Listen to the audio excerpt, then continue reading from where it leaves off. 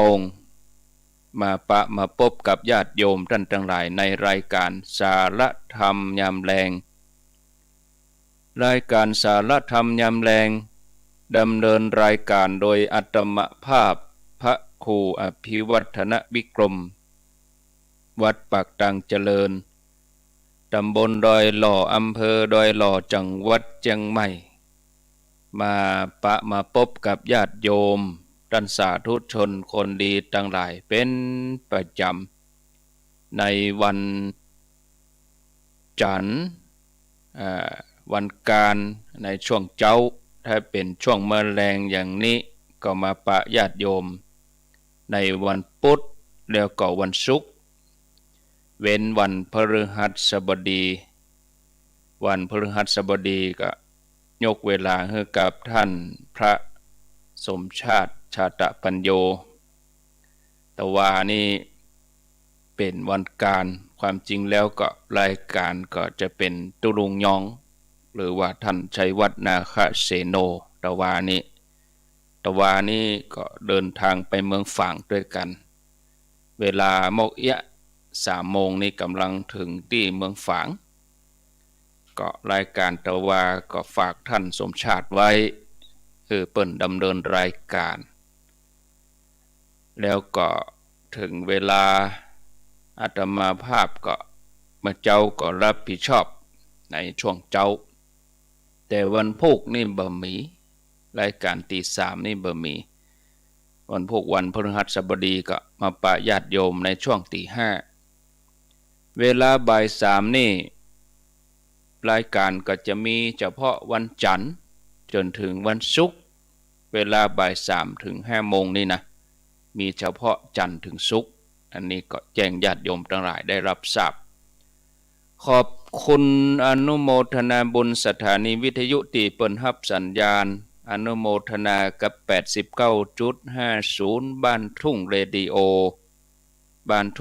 โอรับสัญญาณทุกจันทร์ถึงศุกร์เวลาบ่าย 3 ถึง 5 โมงแรง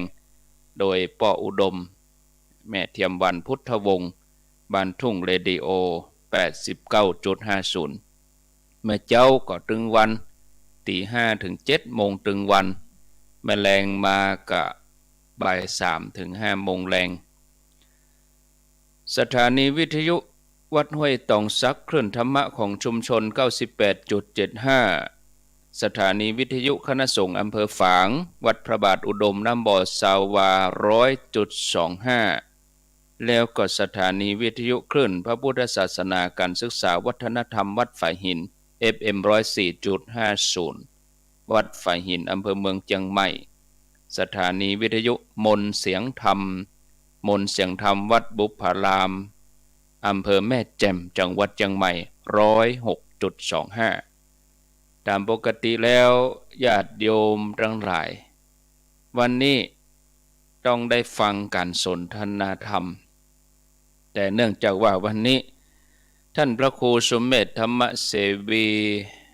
เจ้าวาดวัดปากตังสามัคคีม่อนฤาษีท่านติดภาระธุระท่านไปธุระดังในเมืองบ่สามารถที่จะมาร่วมรายการได้ก็บัดตันเนาะเข้ารายการบัดตันท่านก็มอบเวลาแจ้งอาตมาว่าวันนี้คงจะเข้ารายการบัดตันอาตมาเข้ารายการล่วงไปก่อนเข้ารายการแทนไปก่อนมาร่วมนิคมตันท่านแจ้งไว้อย่างนี้อาตมาภาพก็ว่าเป็นหยังเนาะญาติโยมทั้งหลายญาติโยมก็จะได้รับฟังกันไปรายการนี้ประคับประคองเวลาไป2 ชั่วโมงนะญาติโยมก็บ่เป็นหยังเนาะวันนี้ฟังจัดรายการเดียวลำดับจัดรายการไปตนเดียวญาติโยมทั้งหลายก็ฟังกันไป2 ชั่วโมงที่จริงก็ทุกวันพุธนะแต่เนื่องจากว่าครูบาอาจารย์เปิ้นมีภารกิจเปิ้นมีงานที่จะต้องทำสักเตือก็ละดังนั้นก็บ่ได้ทำมาบางทีงานมันต่อเนื่องงานจะต้องได้ทำต่อเนื่อง ถ้าว่าเฮามานั่งจัดรายการเฮีย2 ชั่วโมงงานก็บ่เดินหน้าบางทีก็ต้องพอช่างดูช่างทำงานไปพอควบคุมช่างดูแลช่างนะศรัทธาญาติโยมก็เป็นหยังเนาะฟังอาตมาไปก่อนตนเดียววันนี้นะก็มาปะกันแล้วบ่เฮือได้ขัดแคลวเสียเวลาวันนี้มีเตรียมสาระธรรมะคือกับญาติโยมอยู่หลายอย่างนะชั่วโมงแรกนี่ก็ฟังธรรมะไว้ก่อนชั่วโมงที่2ก็ฟังไว้แถมครึ่งชั่วโมงเหลือเวลาตั้งหลังประมาณสัก15 นาทีหรือว่า20 นาทีเฮาก็ก้อยมามาจากันเนาะสรรพสัตว์ทั้งหลายล้วนปรารถนาความสุขมนุษย์เฮาก็ปรารถนาที่จะมีความสุขมีการเรียกร้องห้องหาสันติสุขสันติภาพจะมีสักกี่คนที่รู้ว่าสันติภาพภายนอกต้องเริ่มมาจากสันติสุขภายในสันติสุขภายในก็จะต้องเริ่มจากการฝึกฝนปฏิบัติที่ใจของเขาเว้นจากการปฏิบัติทำแล้ว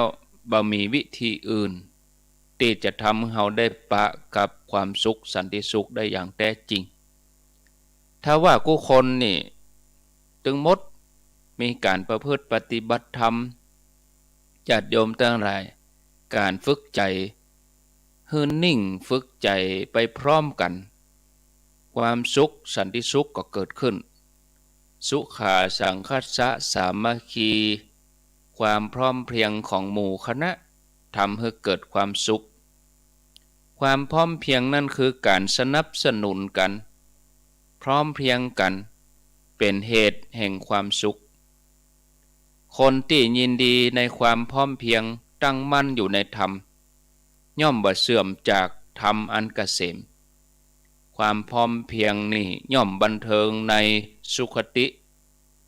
ความสามัคคีเป็นน้ำหนึ่งใจเดียวกันเป็นคุณธรรมที่สำคัญในการอยู่ร่วมกันในหมู่คณะใหญ่เป็นการที่ทำให้หมู่คณะนั้นสร้างสรรค์พัฒนาความสามัคคีเป็นกำแพงเป็นด่านเป็นปราการที่แข็งแกร่งในการที่จะทำให้สังคมบ้านเมืองประเทศชาติหน่วยงานองค์กรมั่นคงปลอดภัยบ่ถูกฆ่าศึกมารุกรานหรือว่าถูกแทรกแซงให้ระสำระสายความสามัคคีเป็นยิ่งกว่าป้อมปราการที่สูงเสียดฟ้าเพราะว่าความสามัคคีนี่เป็นกำแพงที่มีชีวิตจิตใจที่คนเฮาต่างก็มีความเข้มแข็งพร้อมที่จะเสียสละถึงแม้ข้าศึกจะมีพลังอำนาจมีความสามารถสักเท่าใดแต่ก็ไม่สามารถทำลายกำแพงแห่งสามัคคีในหมู่คณะนั้นได้ความสามัคคีของหมู่คณะก็เลยนำความสุขมาให้นักปราชญ์บัณฑิตทั้งหลายเปิ้นก็เลยยินดีในสามัคคีธรรมสนับสนุนให้หมู่คณะฮู้จักในการสมัครสมานสามัคคีถ้าว่าหน่วยงานใดองค์กรใดหมู่คณะใดขาดความสามัคคีก็เหมือนกับลางหายคำว่าลางหายก็คือว่าความเสื่อมสลายกำลังจะเกิดขึ้นในบ่เมินบ่นานเหมือนในสมัยพุทธกาลในสมัยพุทธกาลมีแคว้นหนึ่งญาติโยมชื่อว่าแคว้นวัดชีแคว้นวัดชีนี่เป็นประเทศน้อยๆที่ปกครองตัวเองบ่ยอมให้เป็นเมืองขึ้นของไผบ่ยอมบ้านเมืองบ่เป็นเมืองขึ้นของไผเจ้าบ้านเจ้าเมืองแคว้นวัดชีก็อยู่เย็นเป็นสุขนะถึงแม้แคว้นวัดชีเป็นเมืองน้อยๆแต่ว่ามีความแข็งแกร่งเหมือนต้นไม้ที่ขึ้นกันเป็นกลุ่มขึ้นกันเป็นเหล่า นี่กำบะเก่าตึงว่าหรอนะไม้ต้นเดียวบ่เป็นกอปอต้นเดียวมันเป็นเหล้าเนี่ยแต่ไม้ถ้าขึ้นด้วยกันเป็นป่าเป็นเหล้านี่บ่กลัวต่อพายุฝนแคว้นเมืองใหญ่ๆก็หันความอุดมสมบูรณ์ของแคว้นวัดชีแคว้นต่างๆก็อยากจะมายึดเป็นเมืองขึ้นแต่ก็ตีเต้าใดก็บ่แตกตีเมืองตีแคว้นวัดชีก็บ่แตกก็โดนตีพ่ายย่อยยับไปทุกครั้งตอนนั้นนี่พระเจ้าอาชาติศัตรูพญาเจ้าเมืองแคว้นมคธพระเจ้าอาชาติศัตรูนี่เปิ้นก็เป็นลูกของพระเจ้าพิมพิสารเมื่อพญาเจ้าเมืองพระเจ้าพิมพิสารเปิ้นสิ้นพระชนสวรรคตไปเจ้าชายอาชาติศัตรูก็ขึ้นของราชแดนมาเป็นพญาเจ้าเมืองแคว้นมคธแคว้นมคธนี่เป็นแคว้นใหญ่เหมือนกันพระเจ้าอาชาติศัตรูก็มีพระประสงค์จะยกทัพไปตีเมืองวัดชีแคว้นวัดชีแต่ก็ได้ยินกิตติศัพท์ชื่อเสียงว่า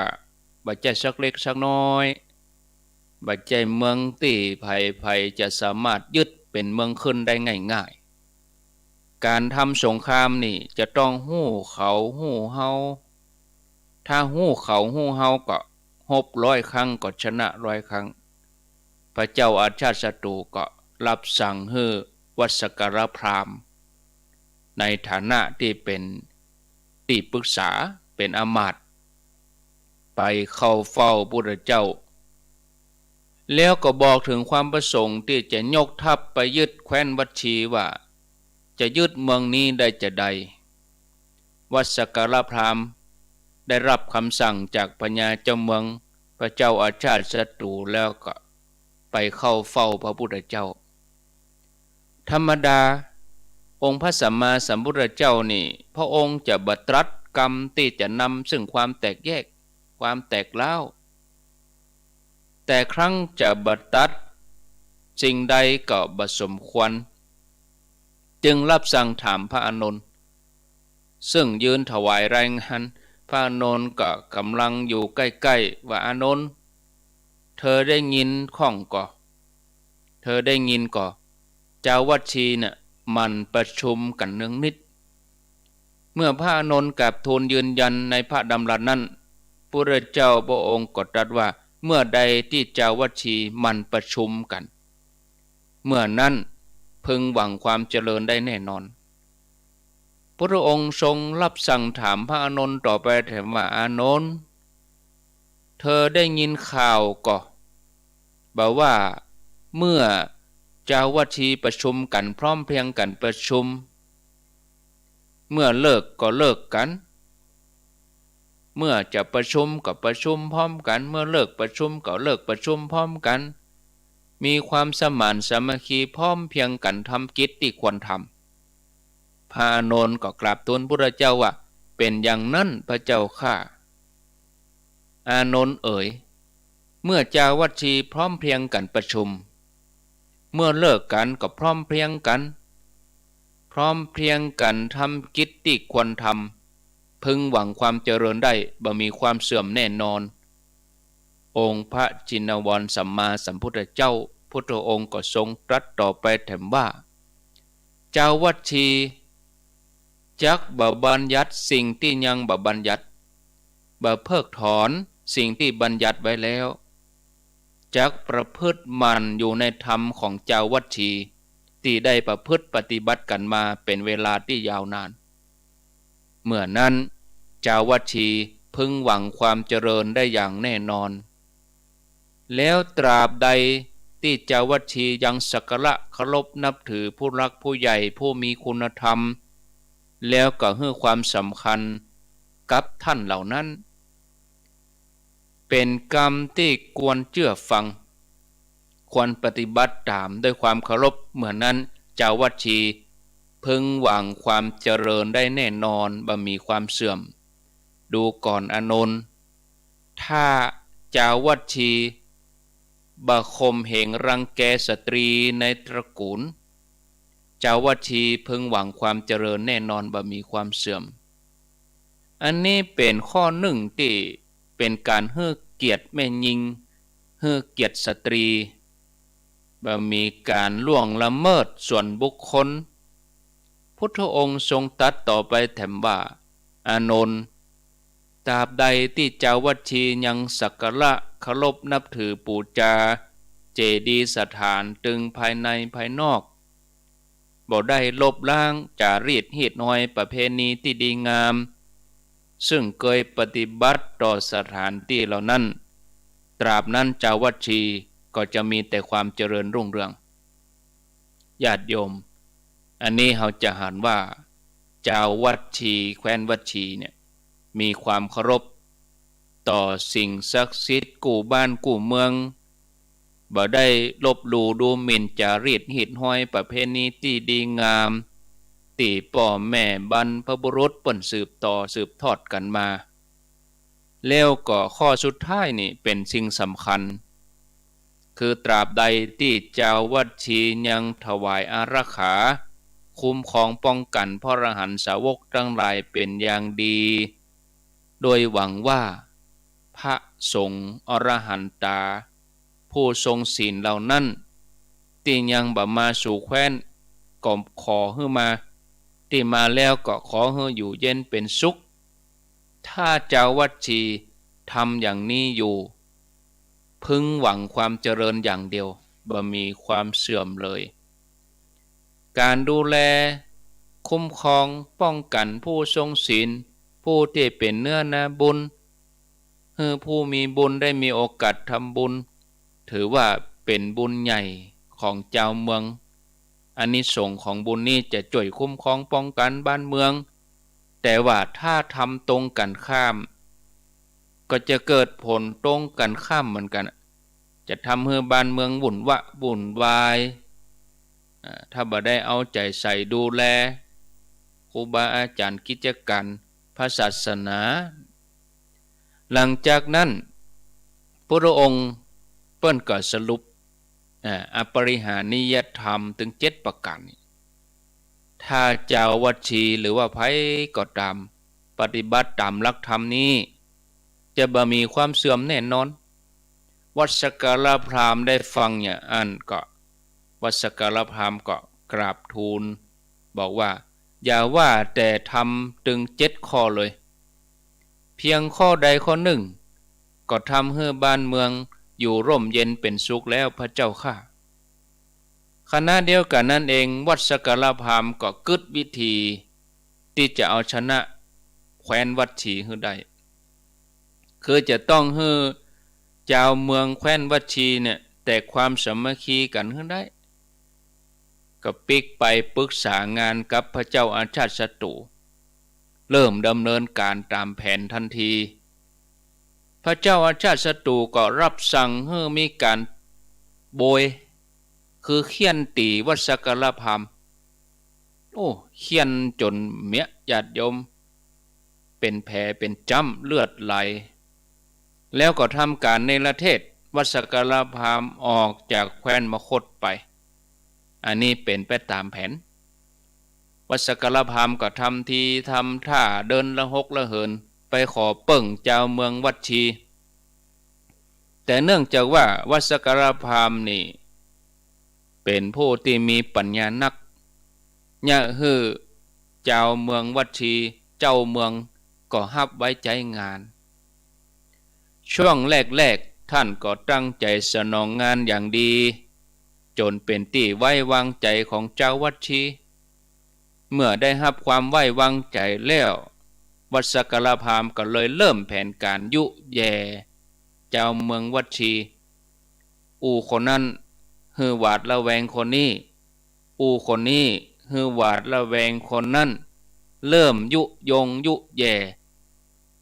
บังเฮือเกิดความไว้วางใจกันสร้างความหวาดระแวงซึ่งกันและกันจากที่เคยปฏิบัติธรรมถึง7อย่างในที่สุดก็ย่อหย่อนลงไปเจ้าวัดชีที่สามัคคีกันก็เริ่มระแวงกันเริ่มทะเลาะวิวาทกัน ติเกยเข้มแข็งก็อ่อนแอเมื่อภายในแตกร้าวภายนอกก็เปราะบางวัดสักการพราหมณ์ก็ส่งข่าวนี้ให้พระเจ้าอาชาติศัตรูยกทัพมาได้เลยเพราะคนในเมืองแตกสามัคคีกันแล้วกองทัพของพระเจ้าอาชาติศัตรูแคว้นมคธก็ยกทัพมาตีแคว้นวัดชีจนละซ้ำละสายในที่สุดก็สามารถยึดเมืองวัดชีได้อย่างง่ายเนี่ยญาติโยมฉะนั้นการแตกความสามัคคีเป็นสัญญาณของความหายนะการทะเลาะวิวาทกันเป็นที่มาแห่งความเสื่อมบัณฑิตนักปราชญ์เปิ่นสนับสนุนเปิ่นหันดีหันงามกับความพร้อมเพรียงของหมู่คณะความสามัคคีเนี่ยจะกำจูโลกนี้บ่ใช่เรื่องเล็กๆน้อยๆถ้าบ้านใดเมืองใดบ่หันความสำคัญของอปริหานิยธรรมที่ว่ามาเนี่ยความวัฒนาถาวรความมั่นคงของบ้านเมืองนั้นก็อยู่ได้บ่เมินบ่นานญาติโยมท่านทั้งหลายเฮาท่านทั้งหลายถ้าเฮาปรารถนาความเจริญในชีวิตก็ขอให้ปฏิบัติตามหลักอปริหานิยธรรมถ้ากูคนในโลกหันหน้าเข้ามาอู้กันด้วยน้ำใสใจจริงบ่ใจใส่หน้ากากเข้าหากันถ้ากูคนมีสำนึกนะแล้วก็แสวงหาจุดร่วมสงวนจุดต่างมีใจเป็นหนึ่งเดียวมีสามัคคีธรรมเมื่อนั้นน่ะญาติโยมสังคมก็จะมีแต่สันติสุขตั้งใจทำอันยังก็สำเร็จตามปรารถนาเป็นความเจริญก้าวหน้าบ่ว่าทางวัตถุบ่ว่าทางจิตใจบ่มีความขัดแย้งกันให้ทุกท่านสามัคคีปรองดองสมานใจให้เป็นน้ำหนึ่งใจเดียวกันประพฤติปฏิบัติธรรมทุกวันแล้วโลกนี้มันก็จะเป็นโลกที่น่าอยู่เนาะญาติโยมเนี่ยอันนี้เราต้องมีการประพฤติปฏิบัติเนี่ยต้องมีการสร้างความสามัคคีให้เกิดขึ้นในหมู่คนในหมู่ชนนั้นญาติโยมการศึกษาวิชาความรู้ในตังธรรมนี่เป็นกิจที่เราจะต้องรู้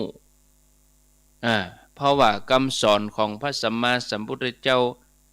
เป็นความรู้ที่บริสุทธิ์บ่ใช่เกิดจากการนึกคิดบ่ใช่เกิดจากการนึกเดาแล้วเอามาบอกมากล่าวกันแต่เป็นความรู้ที่กลั่นออกมาใจที่หยุดนิ่งนั่นคือการตรัสรู้ขององค์พระสัมมาสัมพุทธเจ้าเป็นความรู้ที่เกิดจากการรู้แจ้งหันจริงที่เกิดจากปัญญาญาณเป็นสิ่งที่เราจะต้องศึกษาเพราะยิ่งเราศึกษาเราก็แตกฉานยิ่งหู้เราก็ยิ่งจะอยากทำตนให้เป็นคนที่หลุดพ้นจากกิเลสอาสวะอย่างใดก็ดีนะญาติโยมการศึกษาธรรมะจะให้เข้าใจให้ลึกซึ้งนี่เราจะต้องมีความหันถูกต้องก่อนกะต้องถูกต้องตามทำนองครองธรรมต้องมีสัมมาทิฏฐิเหี่ยก่อนถ้าเรามีความหันบัดถูกต้องเราเป็นมิจฉาทิฏฐินี่จะเอาหลักธรรมอย่างที่ไหนมาตั้งมันก็ตึงอยู่ได้เหมือนนะเนี่ยญาติโยมทั้งหลายนี่เฮาทั้งหลายญาติโยมมีพระบาลีปรากฏในสุมังคละชาดกมีในธรรมบท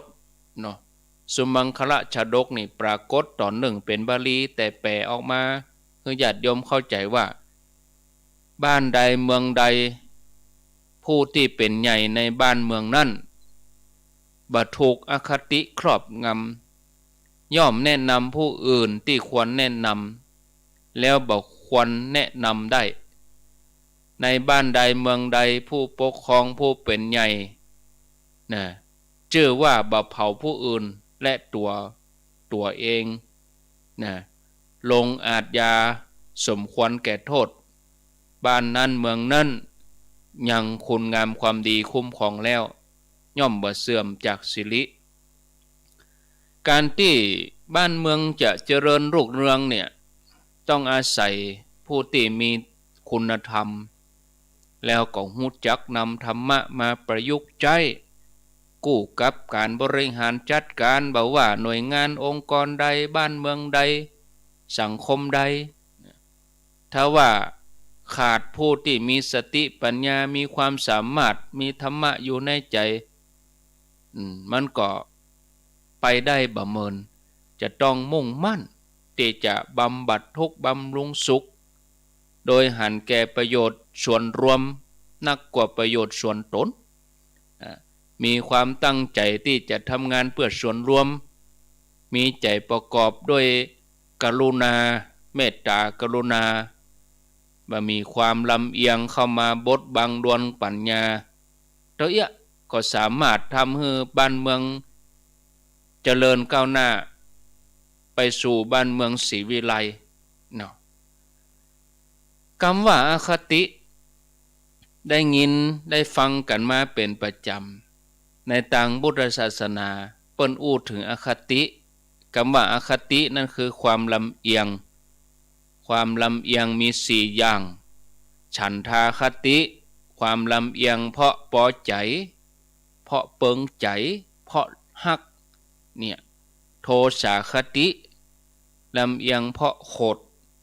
โมหาคติลำเอียงเพราะหลงพยาคติลำเอียงเพราะกลัวซึ่งความลำเอียงเนี่ยเป็นที่มาแห่งความหวาดระแวงแล้วก็ความแตกแยกเมื่อบ่มีความยุติธรรมสังคมก็บ่มีความสงบสุขบางคนลำเอียงเพราะความฮักความชอบพอกันทำให้เข้าข้างแถมฝ่ายหนึ่งเนาะตีห้องว่าเลือกตีฮักพลักตีจังโดยที่บ่คิดถึงเหตุถึงผลเอาความถูกใจมากกว่ามานักกว่าความถูกต้องเมื่อลักประกันความเที่ยงตรงของชีวิตมันเอ็นเอียงไปแล้วก็เหมือนกาจั่งที่มันเสียความสมดุลเนาะทำให้ขาดความยุติธรรมความเหลื่อมล้ำก็บังเกิดขึ้นความฮู้ฮักสามัคคีก็ลดลงไปถ้าหากมีความลำเอียงเพราะโขดมีความลำเอียงเพราะหลงมีความลำเอียงเพราะกลัวเนื่องว่ามาจากทำถูกต้องแต่ว่าบ่ถูกใจหรือเป็นเพราะเกรงกลัวต่ออำนาจคนที่มีอิทธิพลเหนือกว่าตนก็ทำให้บ่กล้าตัดสินใจอันยังระบบระเบียบอันยังก็ล้วนเสียขบวนยิ่งถ้าหากอคติเกิดขึ้นกับผู้ที่มีอำนาจมียศมีตำแหน่งนักเท่าใดผลกระทบก็มีต่อส่วนรวมมีต่อผู้ใต้บังคับบัญชามีต่อผู้คนรอบข้างเนี่ยญาติโยมฉะนั้นการเป็นผู้บ่มีความลำเอียงบ่ประพฤติล่วงอคติถึง4ก็เลยเป็นคุณธรรมที่สำคัญนะคุณธรรมตัวนี้สามารถนำพาบ้านเมืองไปสู่ความเจริญรุ่งเรืององค์พระสัมมาสัมพุทธเจ้าพระองค์ทรงตรัสว่าผู้ใดบ่ประพฤติล่วงธรรมเพราะความฮักความจังความหลงความกลัวยศของผู้นั้นย่อมบริบูรณ์ดุจพระจันทร์ในคืนวันเพ็ญเหมือนดังอดีตการเมื่อพระเจ้าพมทัตเปิ่นครองราชสมบัติอยู่ที่เมืองปาราณสีสมัยนั้นพระปัจเจกพุทธเจ้าพระองค์หนึ่งพระปัจเจกพุทธเจ้านี่เปิ่นไปอยู่ที่เงื้อมเขานันทมูลกะพระปัจเจกพุทธเจ้าจาริกไปที่เมืองปาราณสีแล้วเปิ่นก็ไปอาศัยอยู่ในสวนอุทยานหรือว่าสวนอุทยานของพญาเจ้าเมืองพมทัตตรงมาเจ้าเปิ่นก็ไปบิณฑบาตในเมืองพระเจ้าพมทัตพระราชาทอดพระเนตรหันใจพระปัจเจกพุทธเจ้าแล้ว ก็ทรงเลื่อมใสก็นิมนต์ให้เปิ่นขึ้นไปฉันภัตตาหารที่บนปราสาทก็ได้หันกิริยามารยาทงดงามสำรวมสงบพระองค์ก็ทรงนิ่งเกิดศรัทธานะพระปัจเจกพุทธเจ้าก็อนุโมทนากถาพระราชาพระเจ้าพมทัตก็ยิ่งเลื่อมใสก็เลยอาราธนาให้พระปัจเจกพุทธเจ้านี่พักอยู่ที่สวนอุทยานนั้นก่อนต่อไปพระปัจเจกพุทธเจ้าก็พักอยู่ในสวนอุทยานของพญาเจ้าเมืองปฏิบัติบำเพ็ญภาวนาเป็นเนื้อนาบุญให้พระราชาตลอดจนถึงเราข้าราชบริพารโดยมีคนเฝ้าสวนคนนี้ชื่อว่านายสุมังกละเป็นผู้ที่รอ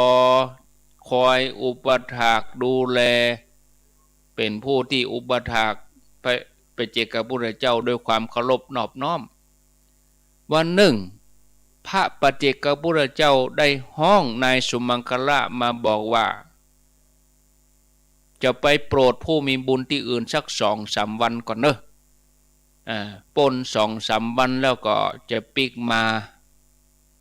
หลังจากพระปัจเจกพุทธเจ้าพักอยู่ที่บ้านของผู้มีบุญนั่น2-3 วันเปิ้นก็ปิกมาที่สวนอุทยานสวนอุทยานแล้วก็นั่งสมาธิเนาะที่แผ่นหินปืนเก่าไม้ในเวลาที่พระอาทิตย์อัสดงคำว่าพระอาทิตย์อัสดงก็คือตะวันใกล้ตกอัสดงแปลว่าจะตกลงเห็นเนาะตะวันจะตกหมอกแรงหมอกเอียกะ3 โมง 4 โมงนายสุมังคละบอกฮู้ว่าพระปัจเจกพุทธเจ้าปิกมาแล้วบังเอิญวันนั้นเขาต้องการฆ่ากวางที่พญาเจ้าเมืองบ่ทรงห้ามในสวนอุทยานสัตว์ตัวใดที่ห้ามก็มีสัตว์ตัวที่เปิ้นบ่ห้ามก็มีบังเอิญวันนั้นนายสุมังคละก็ต้องการจะฆ่ากวางนะที่อยู่ในสวนอุทยานเพื่อเอามาเป็นอาหารเลี้ยงแขกนายสุมังคละก็ถือธนูแล้วก็สาดทรายเสาะหากวางเนาะพอไปหันปัจเจกพุทธเจ้าก็เข้าใจผิดว่าอันนั้นเป็นกวางตัวใหญ่นายสุมังคละก็ยิงลูกศรไปทันทีเมื่อพระปัจเจกพุทธเจ้าถูกลูกศรยิงเข้าไปท่านก็ยังคงสงบนิ่งด้วยความอดทนกระทั่งบาดแผลกำเริบเมื่อบาดแผลกำเริบเลือดไหลนักเข้าพระปัจเจกพุทธเจ้าก็ปรินิพพานที่หั่นเลยนายสุมังคละฮู้ว่าตัวเก่าได้ทำความผิดใหญ่หลวงด้วยความกลัวต่ออาญาแผ่นดินก็พาลูกพาเมียลบหนีออกเมืองไปทันใดนั้นเทวดาก็บันดาลให้เกิดความโกลาหลทั่วบ้านทั่วเมืองแล้วก็ประกาศให้ฮู้ว่าบัดนี้พระปัจเจกพุทธเจ้าปรินิพพานไปแล้วพญาเจ้าเมืองพร้อมกับทหารบริวารพญาเจ้าเมืองก็เสด็จไปหาพระปัจเจกพุทธเจ้าทันทีพญาเจ้าเมืองทรงปูจาสรีระของพระปัจเจกพุทธเจ้าตลอด7 วันแล้วก็ถวายพระเพลิงเสร็จแล้วก็ก่อสถูปเจดีย์บรรจุพระธาตุเอาไว้สักการะบูชาเวลาล่วงเลยไป1 ปีนายสุมังคละนี่ลบหนีถึง1 ปีใครฮู้ว่าพญาเจ้าเมืองหายเกียรติหายโคตรแล้วกะนายสุมังคละนี่ก็แอบไปถามอมาตย์คนสนิทท่านหนึ่งฝ่ายอมาตย์ก็บอกว่าพรรณนาคุณของนายสุมังคละถวายพระราชาพระราชาก็ทำเป็นบ่ได้ยินนะอามาตย์หันอย่างอันก็ปิกมาบอกนายสุมังคละว่าพญาเจ้าเมืองพระราชา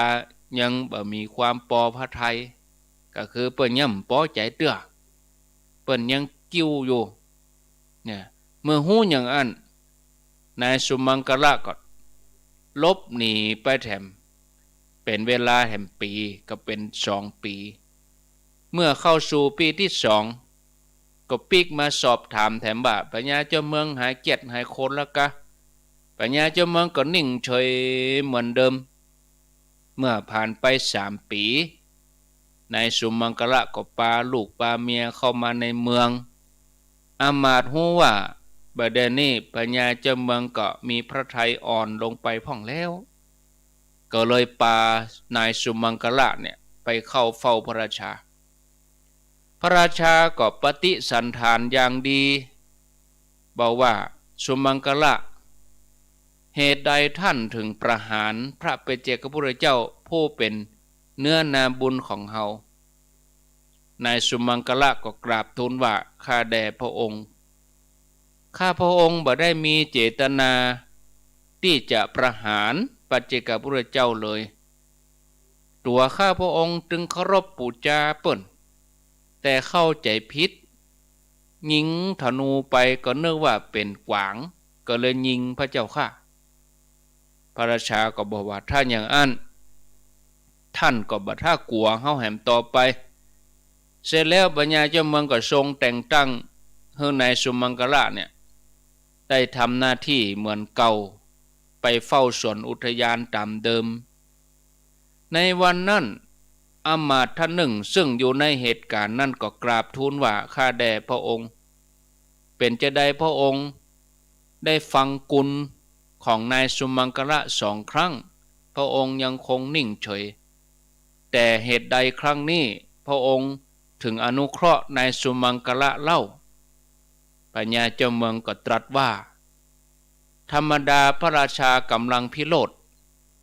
ทำอันอย่างลงไปด้วยความหุนหันพลันแล่นย่อมบ่สมควรฉะนั้นครั้งก่อนเฮานิ่งเสียครั้งที่3เฮาฮู้ว่าใจของเฮาสงบแล้วความโกรธลดลงก็เลยห้องฮือเข้ามา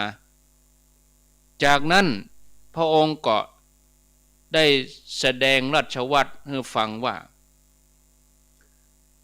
เมื่อผู้เป็นพญาเจ้าเมืองฮู้ว่าตัวเองกำลังโกรธกำลังกิ้วก็บ่พึงลงอาทยาอันบ่สมควรเมื่อใดฮู้ว่าจิตของตนผ่องใสแล้วจึงใคร่ครวญความผิดที่ผู้อื่นทำไว้พิจารณาให้หันแจ่มแจ้งด้วยปัญญาว่าส่วนนี้เป็นประโยชน์นี้เป็นโทษเมื่อนั้นจึงปรับโทษตามสมควรบุคคลใดบ่ถูกอคติครอบงำย่อมแนะนำผู้อื่นที่ควรแนะนำและบ่ควรแนะนำได้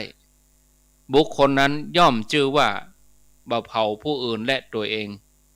พญาเจ้าเมืองพระองค์ใดในโลกนี้ทรงลงอาทยาสมควรแก่โทษพญาเจ้าเมืองพระองค์นั้นมีคุณงามความดีคุ้มครองแล้วย่อมบ่เสื่อมจากสิริพญาเจ้าเมืองเราใดถูกอคติครอบงำบ่ทรงพิจารณารอบคอบก่อนลงอาทยาด้วยความหุนหันพลันแล่นพญาเจ้าเมืองเหล่านั้นย่อมประกอบด้วยโทษหน้าติเตียนเมื่อละจากโลกไปย่อมไปสู่ทุกติ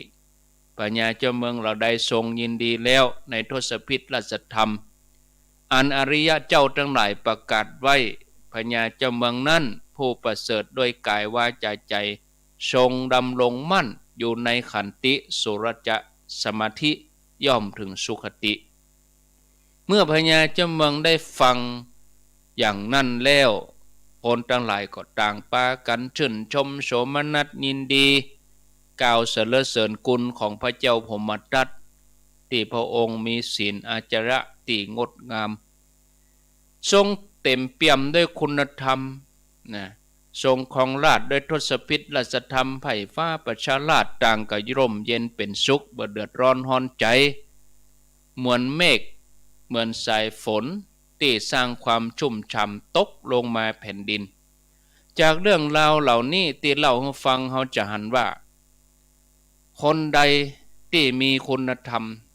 ก็ย่อมนำความสงบย่อมนำความสุขร่มเย็นมาสู่เหมือนได้อยู่ ปืนเกาไม้ห่มใหญ่ใบหนานี่ศรัทธาญาติโยมท่านสาธุชนอันนี้ก็ฝากไว้เป็นคุณธรรมญาติโยมวัตถุประสงค์ของการเกิดมาของคนเฮาทุกชีวิตทุกคนเนี่ยการเกิดมานี่ก็เพื่อเป็นการได้ทำพระนิพพานให้แจ้งอย่างองค์พระสัมมาสัมพุทธเจ้าตอนที่เปิ้นยังเป็นโพธิสัตว์เจ้าอยู่เนี่ยเมื่อเปิ้นเกิดมาในโลกมนุษย์เฮานี่เปิ้นก็ทำแต่เรื่องดีๆไปทำก่าความดีไปจนหมดอายุไขเนาะตลอดระยะเวลานั้นเปิ้นก็บ่เคยละเลยในการที่จะทำความดีในการที่จะฝึกใจทำอย่างเนี้ยทุกภพทุกชาติ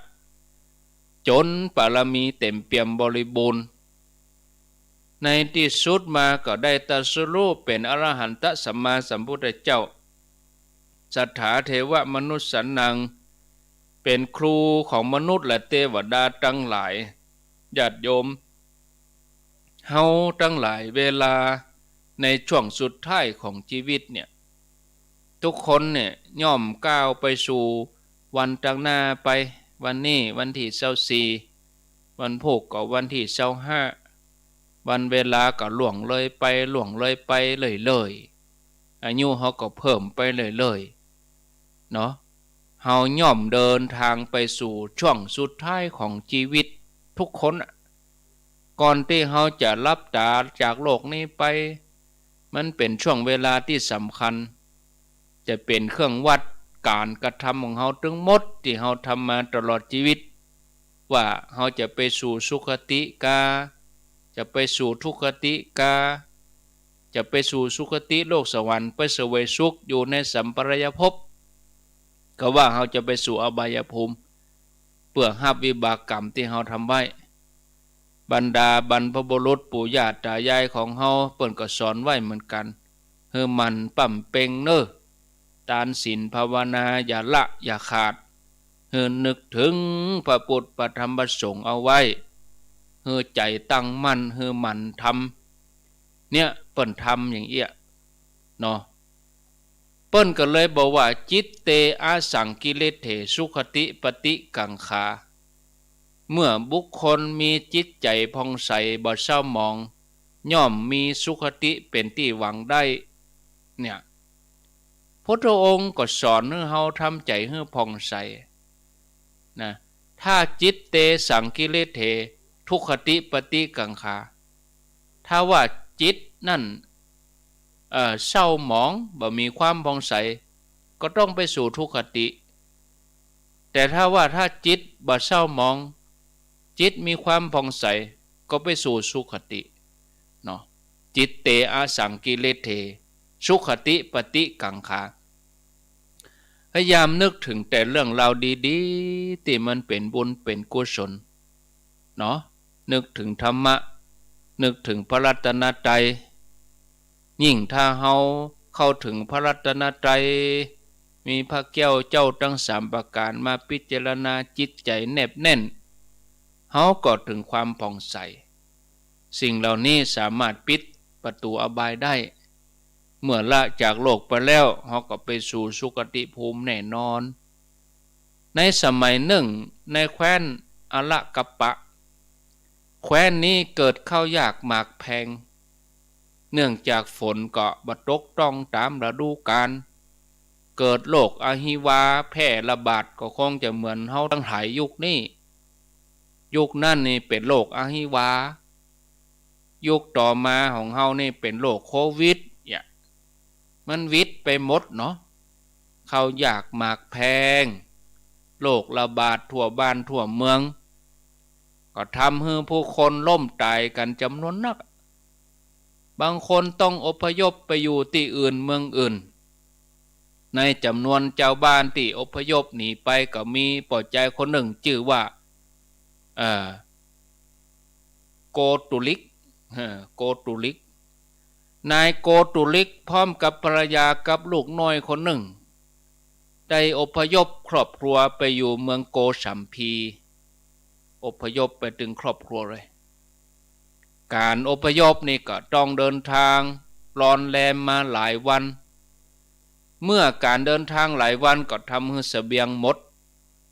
เมื่อเสบียงหมดก็ถูกความหิวคุกคามบะมีแห้งจะอุ้มลูกเดินทางต่อไปผู้เป็นสามีก็บอกภรรยาว่าน้องถ้าเฮายังมีชีวิตอยู่เนี่ยเฮายังสามารถจะมีลูกได้แถมอยู่ประเดี๋ยวนี้เสบียงเฮาก็บ่มีแห้งก็บ่มีที่จะอุ้มลูกนะเฮาเอาลูกละไว้เนี่ยไปเนาะแต่ธรรมดาดวงใจของคนเป็นแม่นี่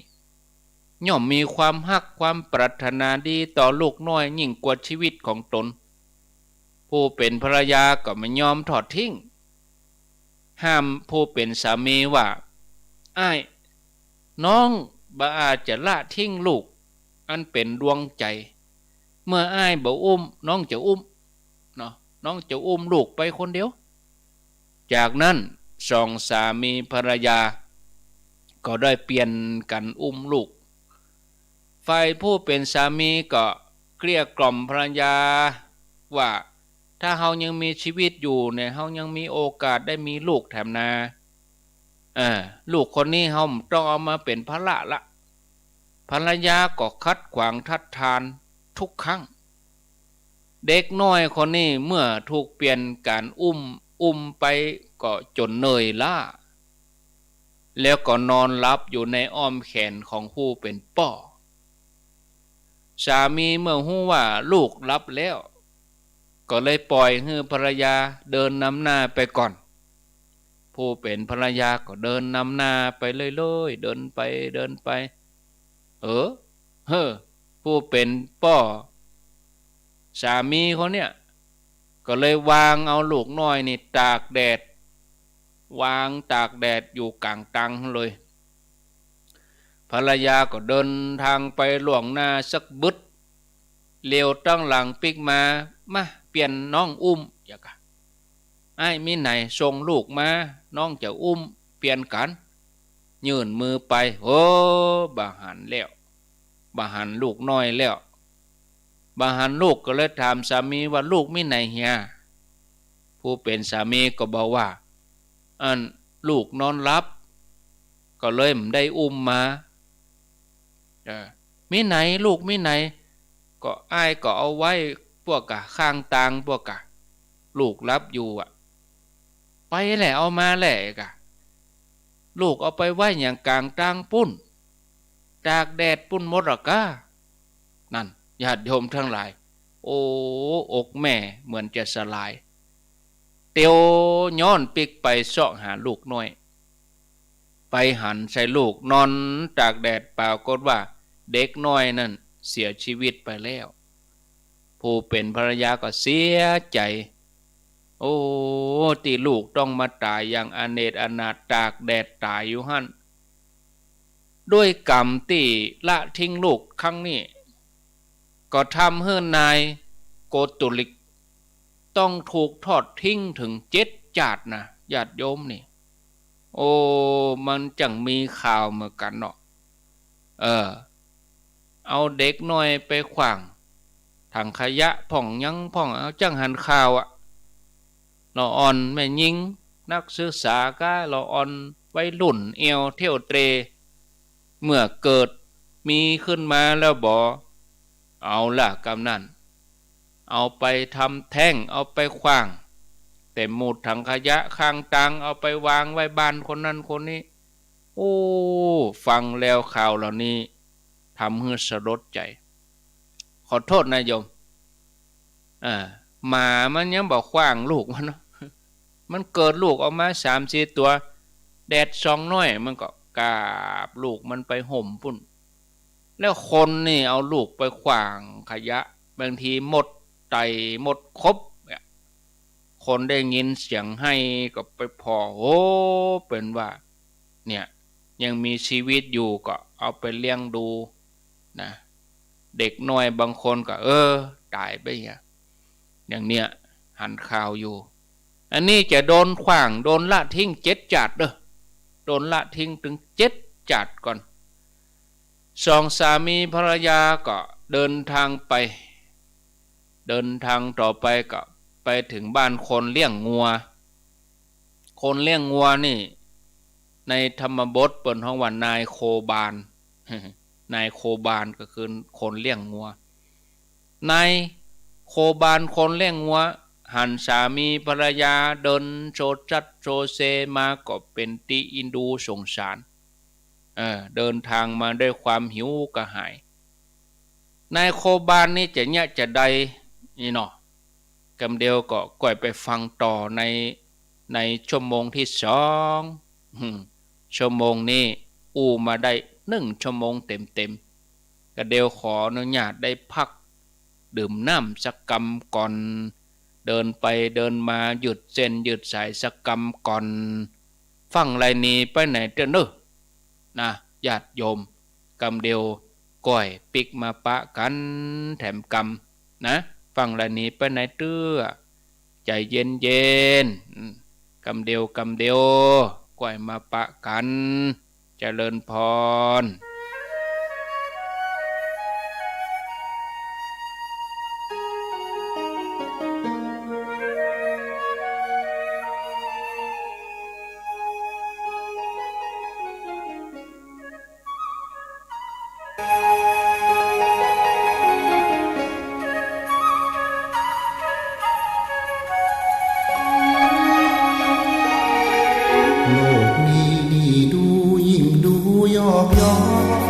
เปรียบเหมือนละครถึงบทเมื่อตอนเราใจบทบาทลีลาแตกต่างกันไป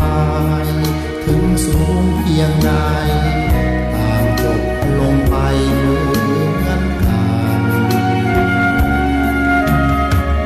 เกิดมาต้องตายร่างกายผู้พังผู้คนเขาชัง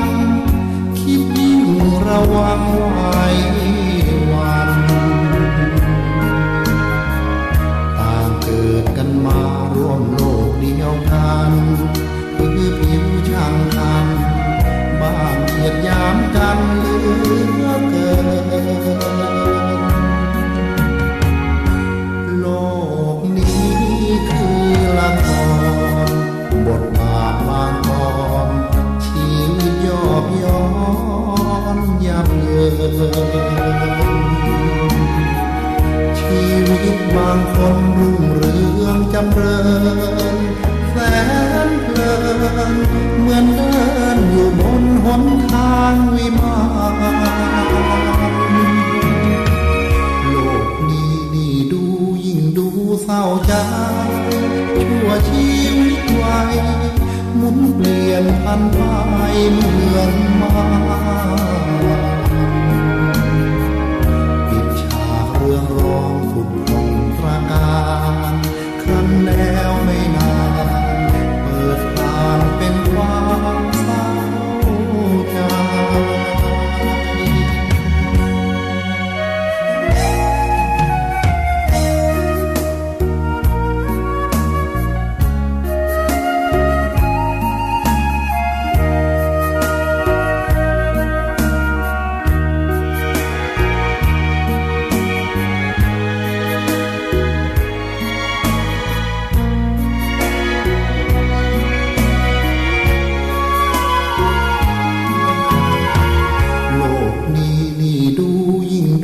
เศร้าใจ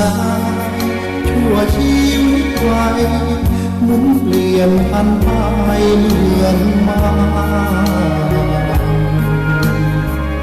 ปิดฉากเรื่องร้องผุดพงตราการครั้นแล้วไม่นานเปิดทางเป็นความเศร้าใจ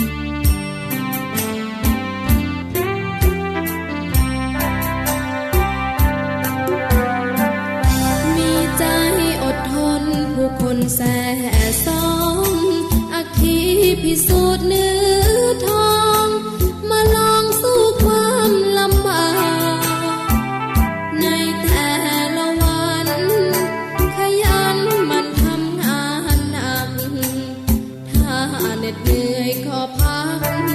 ใครหนอจะนินทาได้ปัญหามากมายพาใจอ่อนล้าทั้งไม่เจตนาแต่ปัญหาก็มาจนได้บากบั่นไม่คร้านทำงานด้วยความแข็งใจอุปสรรคจะมีเท่าใดขอใจเราสู้ฝ่าฟันหิวง่วงลำเค็ญเช้าเย็นไม่เป็นข้ออ้างต้องรีบสะสางงานค้างให้เสร็จเร็วพลันมีกำลังใจเติมไฟไม่ท้อสักงานเพียงอดและทนเท่านั้นสร้างฝันเป็นจริงยิ่งใหญ่มีใจอดทนไม่บ่นไม่ร้องผู้รักมากมายกายกองเป็นทำนองของคนแพ้พ่ายอย่าหมดปัญญาเมื่อเจอปัญหาใดๆสร้างเนื้อสร้างตัวจนได้หากใครมีใจอดทน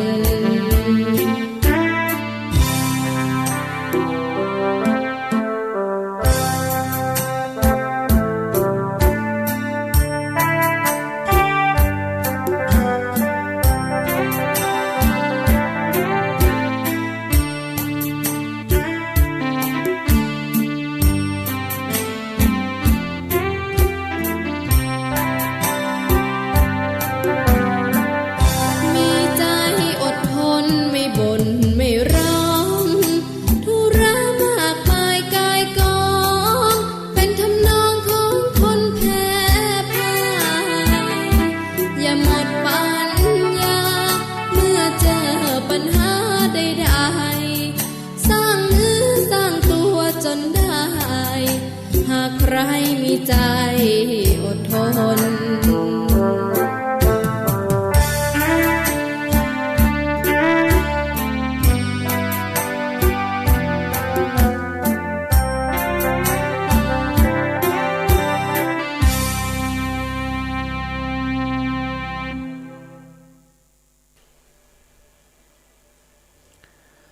เอาแล้วญาติโยมตั้นสาธุชนคนดีตั้งหลายทุกท่าน16:05 ท่านผู้ฟังกำลังรับฟังรายการสาระธรรมยามแลงดำเนินรายการโดยอัตมภาพพระครูอภิวัฒนวิกรมวัดปากต่างเจริญตำบลดอยหล่ออำเภอดอยหล่อจังหวัดเชียงใหม่รับผิดชอบรายการเป็นประจำทุกวันพุธวันพัดแล้วก็วันศุกร์เวลาบ่าย3 โมงถึง5 โมงแรงอยู่ด้วยกันช่วงที่2ผ่านไป1 ชั่วโมงขอบคุณอนุโมทนาบุญกับญาติโยมทุกท่านที่ยังเหนียวแน่นอยู่ด้วยกันแถม1 ชั่วโมงมาเล่าต่อหลังจากที่2 สามีภรรยาได้สูญเสียลูกน้อยไป2 สามีภรรยาเนี่ยก็เดินทางต่อไปถึงบ้านคนเลี้ยงงัวเนี่ยก็คือนายโคบานหันใส่สามีภรรยากูนี้เดินมาก็น่าสงสารน่าอินดูเดินทางมาด้วยความเหน็ดเหนื่อยหิวกระหายนายโคบานคนเลี้ยงงัวนี่ก็อนุเคราะห์เกี่ยมน้ำเกี่ยมข้าวเนาะอาหารการกินเอาฮื้อแต่เนื่องจากว่าผู้เป็นสามีเนี่ยอดอาหารมาหลายวันขอยากกินข้าวเนาะกินก็กินนักล่ำกินจนต้องอืดจนแน่นต้องเมื่อกินแล้วแน่นต้องแล้วก็ผู้เป็นสามีนี่ก็นั่งพออันคนเลี้ยงงัวนี่ปั่นเข้าฮื้อสุนัขตัวหนึ่ง เป็นสุนัขตัวแม่หมาแม่ขอโทษเนาะอูกรรมบ้านเฮานี่คนเลี้ยงงัวนี่กำลังปั้นเข้าจงฮื้อมาตัวแม่ตัวหนึ่งมาตัวนี้นอนอยู่ปื้นโต๊ะปุ่นผู้เป็นสามีก็คือนายโกตุลิกนี่ก็เกิดว่าสุนัขตัวนี้ยังมีความสบายกว่าเฮาบ่ทุกข์บ่ลำบากมีอาหารกินตึงวันบ่ลำบากบ่กองตกเมื่อคืนเนื่องจากผู้เป็นสามีเนี่ยกินอาหารนักล่ำไปหิวมาหลายวันอาหารมันบ่ย่อยญาติโยมเมื่ออาหารบ่ย่อยท้องอืดเกิดความอึดอัดทุรนทุรายตายคืนนั่นเลยวะพอโทเมื่อตายนั่นจิตก็ไปติดอยู่กับสุนัขมาตัวที่อยู่ปื้นโตนะมาตัวนี้ยังมาสบายวะถึงเวลาก็ได้กินนี่วะสบายเหลือเฮาก่อนเนี่ยจิตก็ไปอยู่ที่หมาตัวนั้นตายไปอยู่ในท้องหมาตัวแม่นั่นวะญาติโยมเนาะโหผู้เป็นภรรยาเมื่อทำการชาปนกิจศพผู้เป็นสามีแล้วก็บอกไปไหนก็รับจ้างอยู่ที่บ้านคนเลี้ยงงัวนั่นรับจ้างเป็นคนงานอยู่ที่บ้านของนายโคบานเมื่อเวลาล่วงเลยไป7 เดือน6 เดือนหมาหรือว่าสุนัขตัวเมียนี่ก็เกิดลูกออกมากะสุนัขนี่เกิดลูกออกมาคนเลี้ยงงัวผู้เป็นเจ้าของก็เลี้ยงดูลูกสุนัขอย่างดีนะจนเป็นสุนัขที่แสนหู้ตึงวันนี่จะมีพระปัจเจกพุทธเจ้ามาฉันภัตตาหารที่บ้านของนายโคบานเมื่อพระปัจเจกพุทธเจ้าฉันแล้วเปิ้นก็จะปั่นก้อนเข้าให้กับลูกสุนัขนี่เป็นประจำก็ทำให้ลูกสุนัขตัวนี้เกิดความฮักในพระปัจเจกพุทธเจ้าเนาะเวลานายโคบานจะไปนิมนต์พระปัจเจกพุทธเจ้ามาฉันที่บ้านก็จะปาหมาน้อยตัวเนี้ยสุนัขนะที่เกิดมาใหม่เนี่ยติดตามไปตัววันหนึ่งนายโคบานไปกราบเรียนพระปัจเจกพุทธเจ้าว่าถ้าวันไหนตัวข้าพเจ้าบ่ว่างก็จะให้สุนัขตัวนี้มานิมนต์แทนเนอะอินเหรอเพราะฉะนั้นวันที่นายโคบานติดภารกิจบ่สะดวกที่จะไปนิมนต์ท่านพระปัจเจกพุทธเจ้าสุนัขแสนรู้ตัวนี้ก็จะหล่นไปที่กุฏิของพระปัจเจกพุทธเจ้าแล้วก็เห่าอยู่ที่หน้าประตู3 ตัวเนี่ยให้พระปัจเจกพุทธเจ้าฮู้ว่ามานิมนต์ไปฉันที่บ้านนายโคบานพระปัจเจกพุทธเจ้าเพิ่นก็ไปเนาะเดินทางไปพร้อมกับสุนัขตัวนี้เป็นประจำอยู่มาวันหนึ่งพระปัจเจกพุทธเจ้าเปิ้นต้องการจะทดลองหมาตัวนี้เปิ้นก็แกล้งเดินทางไปทางอื่นมาหันใส่พระปัจเจกพุทธเจ้าเดินผิดทางก็ล่นไปขวางทางไปขวางหน้าแล้วก็เฮาให้พระปัจเจกพุทธเจ้าปิกเข้ามาเส้นทางเดิมแต่พระปัจเจกพุทธเจ้าก็แกล้งเดินไปแถมน้อยนะมาตัวนี้ก็ล่นไปกราบชายจีวรชุดดึงท่านนะเพื่อเดินทางไปทางที่เคยเดินเป็นประจำนะแล้วระหว่างทางนั้นมาตัวนี้ก็เฮาล่วงหน้าป้องกันสัตว์ร้ายเพื่อสัตว์หายตั้งหลายหนีไป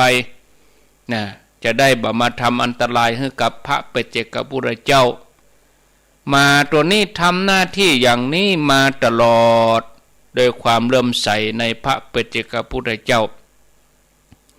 เมื่อออกวสาถึงเวลาฤดูกฐินเนาะพระปัจเจกพุทธเจ้าก็ได้ลา นายโคบาลคนเลี้ยงงัวเนี่ยเพื่อจะไปกรานกฐินกับพระปัจเจกพุทธเจ้ารูปอื่นๆที่เขาคันธมาศนายโคบาลก็นิมนต์ท่านว่าขอพระองค์อย่าได้จากไปเมินเนาะได้โปรดเสด็จปิกมาโปรดข้าพระองค์แถมเนอพระปัจเจกพุทธเจ้าก็ฮือศีลฮือปอนกับนายโคบาลนี่แล้วเปิ้นก็เหาะไปที่เขาคันธมาศส่วนสุนัขแสนรู้ตัวนั้นก็ยืนอยู่ใกล้ๆก็บ่สามารถจะอู้จาเป็นภาษามนุษย์ได้สุนัขตัวนี้ก็ได้แต่เห่าแต่หอนด้วยความอะไรพระปัจเจกพุทธเจ้าบอกกองพระปัจเจกพุทธเจ้าเหาะไปรับสายตามาตัวนี้สุนัขตัวนี้ก็ขาดใจตายลงหั่นเลยญาติโยมโดยผลกรรมที่ความผูกพันกับพระปัจเจกพุทธเจ้าสุนัขที่มีความเลื่อมใสที่ทำหน้าที่ห้องเห่าอีเนาะก็ทำให้ไปเกิดเป็นเทวบุตรก่อนนะเทวบุตรตัวนี้นี่มีชื่อว่าโคสกะเทพบุตรนี่หรอ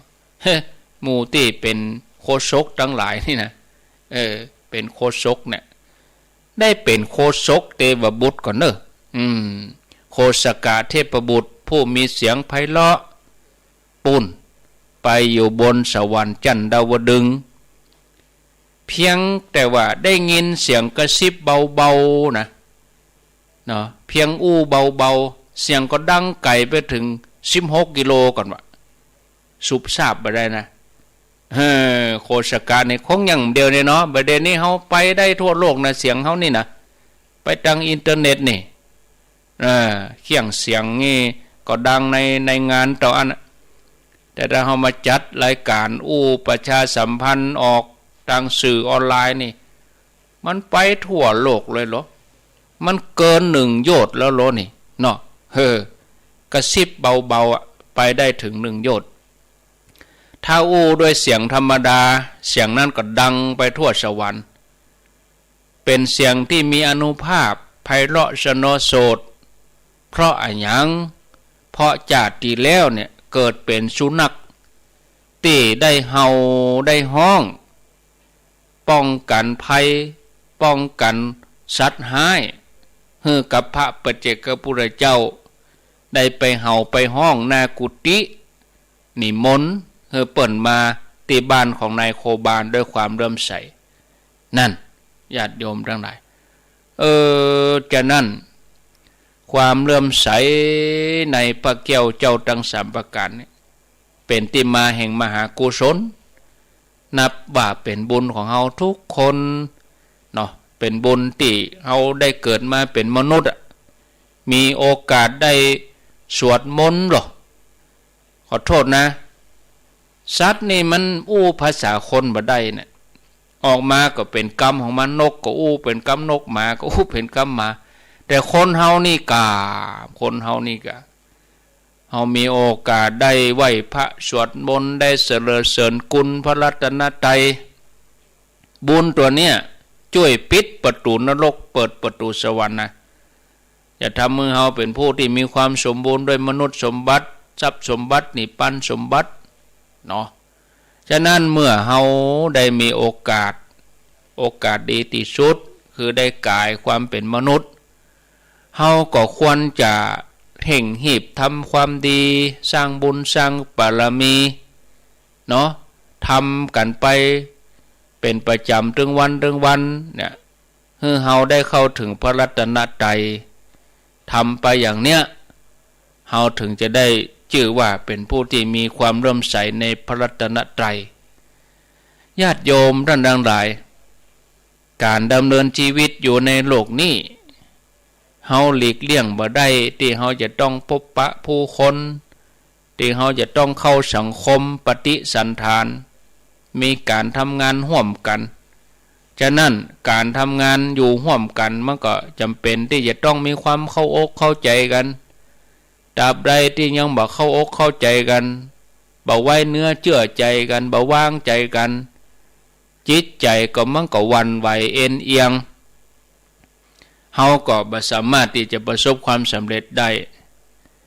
ฉะนั้นความเข้าใจก็เลยเป็นสิ่งสำคัญที่สุดสำหรับผู้ที่อยู่ร่วมกันการที่เราจะมีความเข้าใจตรงกันได้นั่นมันก็จะต้องออกมาจากจิตใจที่ดีที่งามเหมือนกันเนาะมีความหันที่ถูกต้องมีความหันที่คล้ายกันชีวิตของเรามันก็จะเป็นชีวิตที่ดีมีความสุของค์พระสัมมาสัมพุทธเจ้าของเราพระองค์เป็นครูของมนุษย์และเทวดาทั้งหลายพระองค์ได้สั่งสอนสรรพสัตว์ให้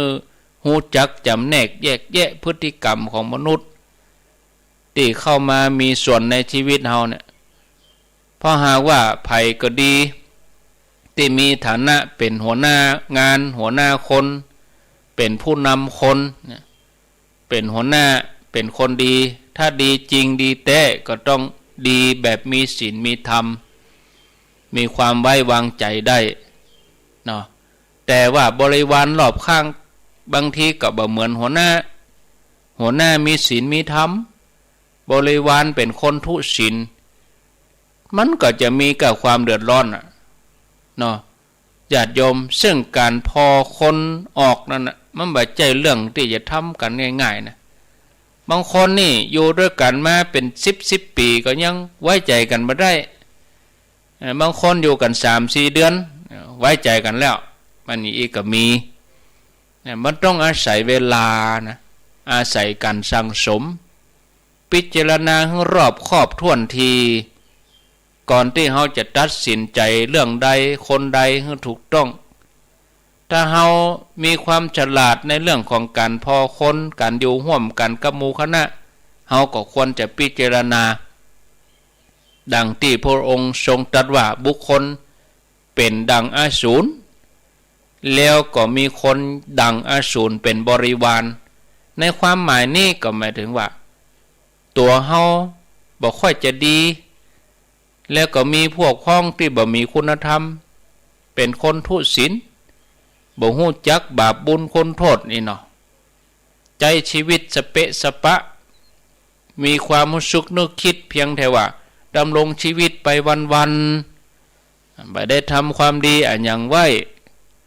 บ่ฮู้ว่าชีวิตเกิดมาเพื่ออันหยังชีวิตเป็นนี้เป็นชีวิตเหมือนเดียวกันกับอสูรคือมีความสะดุ้งหวาดกลัวเพราะว่าสะดุ้งหวาดกลัวหยังเพราะว่าบ่ได้ทำความดีอันหยังประกอบอาชีพก็เป็นมิจฉาชีพลักเล็กขโมยน้อยเนาะมีลูกน้องมีบริวารก็เป็นขโมยขโจรกลุ่มคนประเภทนี้เนี่ยอยู่ที่ไหนก็ทำความเดือดร้อนมาสู่ที่หั่นนะถ้าเป็นหัวหน้าคนถ้าเป็นผู้นำก็ตัวเองบ่ดีพอก็ปาพวกพ้องคอร์รัปชันช่อลาดบังหลวงคอร์รัปชันกันทำกันไปใช้อำนาจไปในทางที่ผิดหันแก่ประโยชน์ส่วนตัวเป็นหลักบ่ได้ใส่ใจในประโยชน์ส่วนรวมอันนั้นญาติโยมทั้งหลายคนแถมประเภทหนึ่งคือบุคคลดังอสูรนะแต่มีคนอย่างเทวดาเป็นบริวารพวกพ้องอันนี้ก็หมายถึงว่าส่วนตัวเป็นผู้ที่มีพฤติกรรมบดีเลยบ่อาจหาญมีความระแวงอยู่ตลอดขาดความไว้วางใจจัดคมรอบข้างบ่หารคุณค่าของศีลธรรมแต่ในต่างต้นกันข้ามพวกพ้องลูกน้องบริวารหันคุณค่าของการทำความดี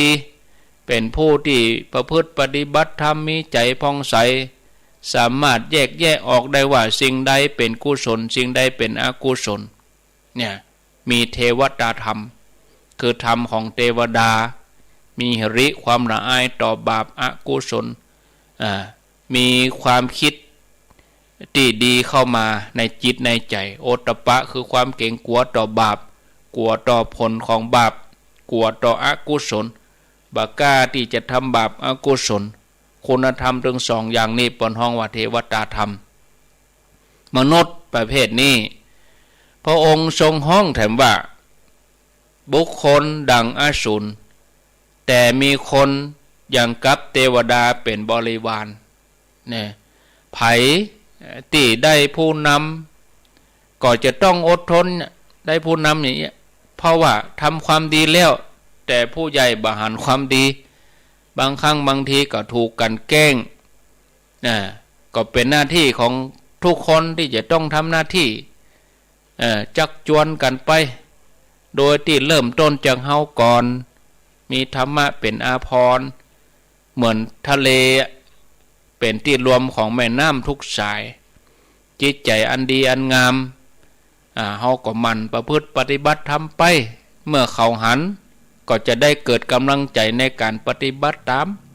การทำอย่างนี้ก็น่าว่าเป็นการแนะนำที่ดีที่สุดส่วนประเภทที่สามคือคนเหมือนกับเทวดาแต่มีคนอย่างอสูรเป็นบริวารอันนี้หมายถึงส่วนตัวคนนั่นเป็นคนดีมีศีลมีธรรมประจำใจภัยหันก็เกิดความอบอุ่นปลอดภัยอันนี้เป็นหลักมั่นคงกุฏิเนี่ยต้องการคนอย่างนี้แต่เนื่องจากพวกพ้องบริวารที่เป็นอสูรคือว่าลูกน้องบ่ดีเนาะประพฤติเป็นคนบ่ดีบ่มีศีลมีธรรมสามารถทำความชั่วได้ทุกอย่างภัยที่ได้พวกพ้องบริวารอย่างนี้แทนที่จะมีความสุขกับจะต้องปะกับความทุกข์เดือดร้อนห้อนใจอยู่เสมอนะคนประเภทที่สี่ญาติโยมอันนี้คือประเภทที่ว่าตัวเก่าเหมือนดังเทวดามีบริวารก็เป็นบริวารเหมือนดังเทวดาอันนี้มนุษย์เทโวถ้าได้คนแบบนี้ก็จะมีแต่ความดีความงามความเจริญมาสู่มีความสุขความเจริญเนาะนี่ญาติโยมทั้งหลายขอให้ญาติโยมทุกท่านทุกคนเนี่ยได้ประพฤติปฏิบัติเหมือนดังเทวดาเป็นมนุษย์เทโวนะตั้งอกตั้งใจประพฤติปฏิบัติปั่มเป่งตันศีลภาวนาปฏิบัติไปเถอะญาติโยมมันเสียหายอย่างเฮาทั้งหลายเอากรรมสรรเสริญคุณพระรัตนตรัยมันไหว้พระสวดมนต์มันยึดมั่นในทานศีลภาวนามันเสียหายอย่างลูกเนาะญาติโยมทั้งหลายนี่พอเวลาแล้วก็ปอก่อนเนาะญาติโยมเขามาก็เหมือนพอสมควรแล้วชั่วโมงเกิงดกชั่วโมงเกิงตามปกติกูเตือนี่ก็จะมาสนทนาธรรมกับท่านพระครูสุเมธธรรมเสวีเจ้าวาดวัดปากตางสามัคคีม่อนฤาษีแต่ว่าวันนี้ท่านพระครูเปิ้นติดภาระธุระเปิ้นสามารถที่จะมาร่วมจัดรายการได้อาตมาภาพก็ได้ทำหน้าที่ไปก่อนคำเดียวขอภาคสัก3 นาทีปิกมาธรรมะเห็นน้อยแล้วก็ก้อยเปิดสายฟังรายนี้ไปไหนเตือนญาติโยมก่อนที่จะพักก่อนที่จะพักช่วงนี้ก็ประชาสัมพันธ์เห็นน้อยก่อนกิจกรรมการงานแต่ว่านี่อาตมาเขาไปที่เมืองฝางไปเมืองฝางพอเวลาตอนนี้4 โมงเกิงนี่4 โมงเกิงนี่ยังอยู่ที่วัดพระธาตุม่อนปิ่นอยู่กะเนาะออกเมืองฝางมาพอจะ5 โมงละ4 ชั่วโมงเดินทางมาถึงปากตังเจริญนี่3 ทุ่มปลายญาติโยมทั้งหลายบ่ห้ำฝนฝนบ่ตกทางดีก็ลากกลัวว่าเปิดว่าน้ำท่วมเมืองฝางมันท่วมลุกท่วมบางตีกะเนาะวันนี้ถ้าจะลดละนะพายุก็มีแล้วเหรอลดลงละตึกตะวาวันนี้มีละแดดจัดดีวันนี้นะแดดดีโทเอาผ้าเอาขวาออกตากถ้าว่ามันบดมืดมันชื้นนี่มันก็บ่ดีนะเชื้อราการอย่างกาต่างๆมันแดดออกมาดีนี่ม่วนกาเนาะแต่ว่าไปเมืองฝางไปงานรวมกันไปพระสงฆ์ไป12 ตนไป เจริญพุทธมนต์พดชงข้าปริศถวายหลวงพ่อพระครูสุจิตานุรักษ์ญาติโยมหลายท่านก็ฝากไปทำบุญตัวหลายท่านก็โอนไปตังบัญชีธนาคารก็เรียบร้อยเนาะตามเจตนาเอาบุญด้วยกันเรียบร้อยไปเนาะแล้วก็ขึ้นไปที่พระธาตุม่อนปิ่นไปไหว้พระองค์ใหญ่แล้วก็ไปเอี่ยวหาตุปีโลนที่พระธาตุม่อนปิ่นอยู่ที่หั่นเหี่ยสักกึ่งชั่วโมงแล้วก็ปิกลงมาครูบาอาจารย์ก็ถวาไปรถ2 กันเนาะไปกันแล้วก็กิจกรรมในช่วงสิงหานี่ก็คงมีเนาะกันยาปุ่นก็ปะปลายเดือนปุ่นนอกจากนั้นไปก็จะมีตุลาเดือนตุลานี่วันที่12นี่เป็นวันพุธ12 ตุลานี่ก็ฝากจนจวนญาติโยมพี่น้องศรัทธาเฮาทั้งหลายมาร่วมกันร่วมพิธีวางศิลาฤกษ์สร้างศาลาที่เหล่ามนทา12 ตุลาลวดตอดกฐินแต่ว่านำเรียนหลวงพ่อพระครูสุจิตานุรักษ์หลวงพ่อเปิ้นก็จะมาที่เหล่ามนทาวันที่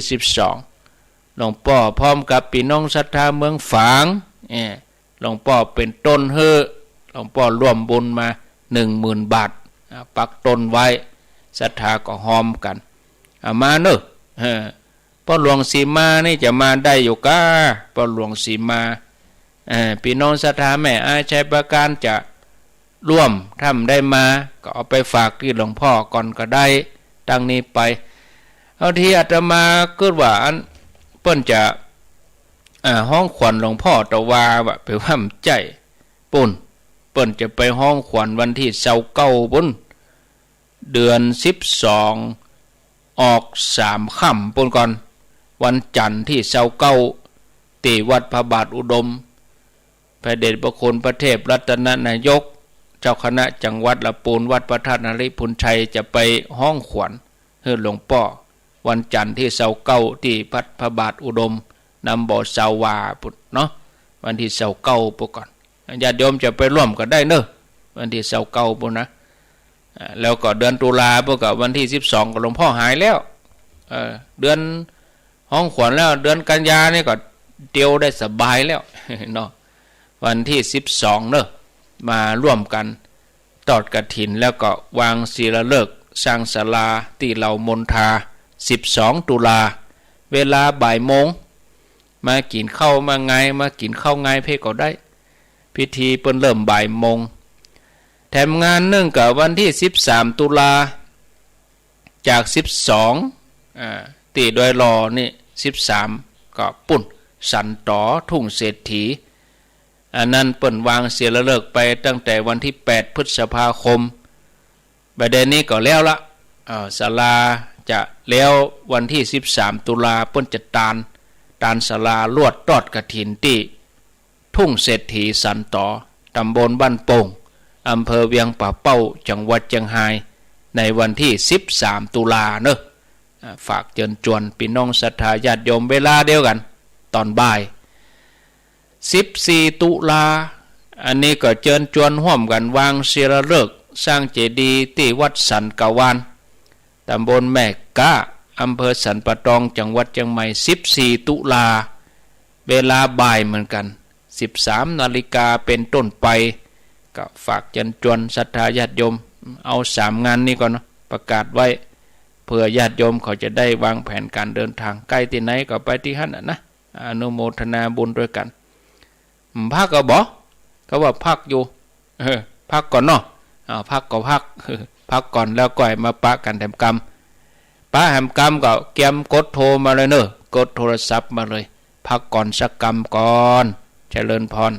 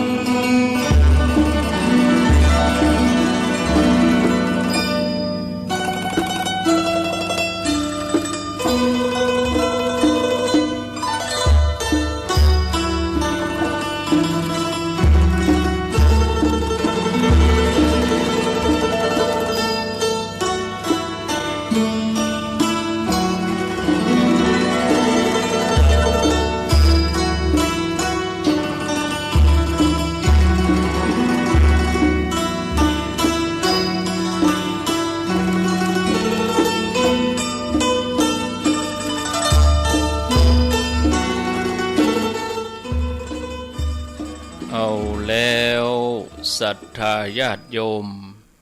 ท่านสาธุชนคนดีทั้งหลายทุกท่านปิกมาอยู่ด้วยกันแถมช่วงสุดท้าย16 นาฬิกา 30 นาที4 โมงกับ36 นาทีญาติโยมกำลังรับฟังรายการสาระธรรมยามแลงดำเนินรายการโดยอัตมภาพพระครูอภิวัฒนวิกรมวัดปากตังเจริญตำบลดอยหล่ออำเภอดอยหล่อจังหวัดเชียงใหม่อยู่กับญาติโยมท่านสาธุชนท่านทั้งหลายเป็นประจำในวันพุธวันพัดแล้วก็วันศุกร์เวลาเดียวกันบ่าย 3 ถึง 5 โมงแรง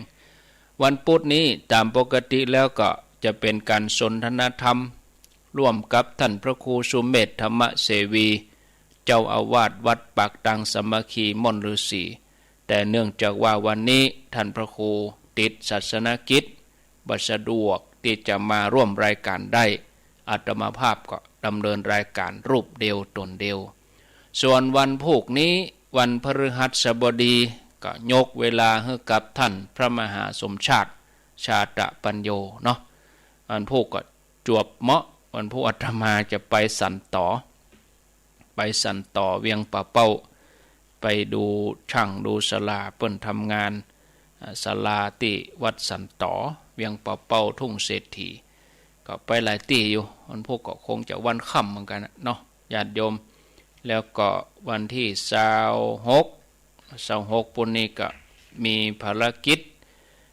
26 สิงหาคงจะได้ฝากรายการให้กับตุลุงยองแถมพันวันศุกร์นะเป็นวันศีลวันศุกร์นั้นก็ต้องไปทำระบบออนไลน์ที่สถานี2 ที่พอดีเวลาเขาออกพื้นที่ออกนอกพื้นที่เขาก็ต้องใช้ระบบรีโมทออนไลน์มันเป็นทางด้านเทคนิคเนาะจะมาอธิบายในวิทยุก็ญาติโยมเขาก็ตึงเข้าใจยากเอาเป็นว่าต้องไปทำระบบที่สถานีวิทยุ0998366322อ้าวเจริญพรติดแล้วเจ้ากับนมัสการเจ้าโทรจากที่ไหนอันโทรมาจากแม่ริมเจ้าอ๋อแม่ริมจากแม่ริมไซมนอันมีปัญหาให้ถามท่านเลยเจ้าอ๋อเจิญเลยอัน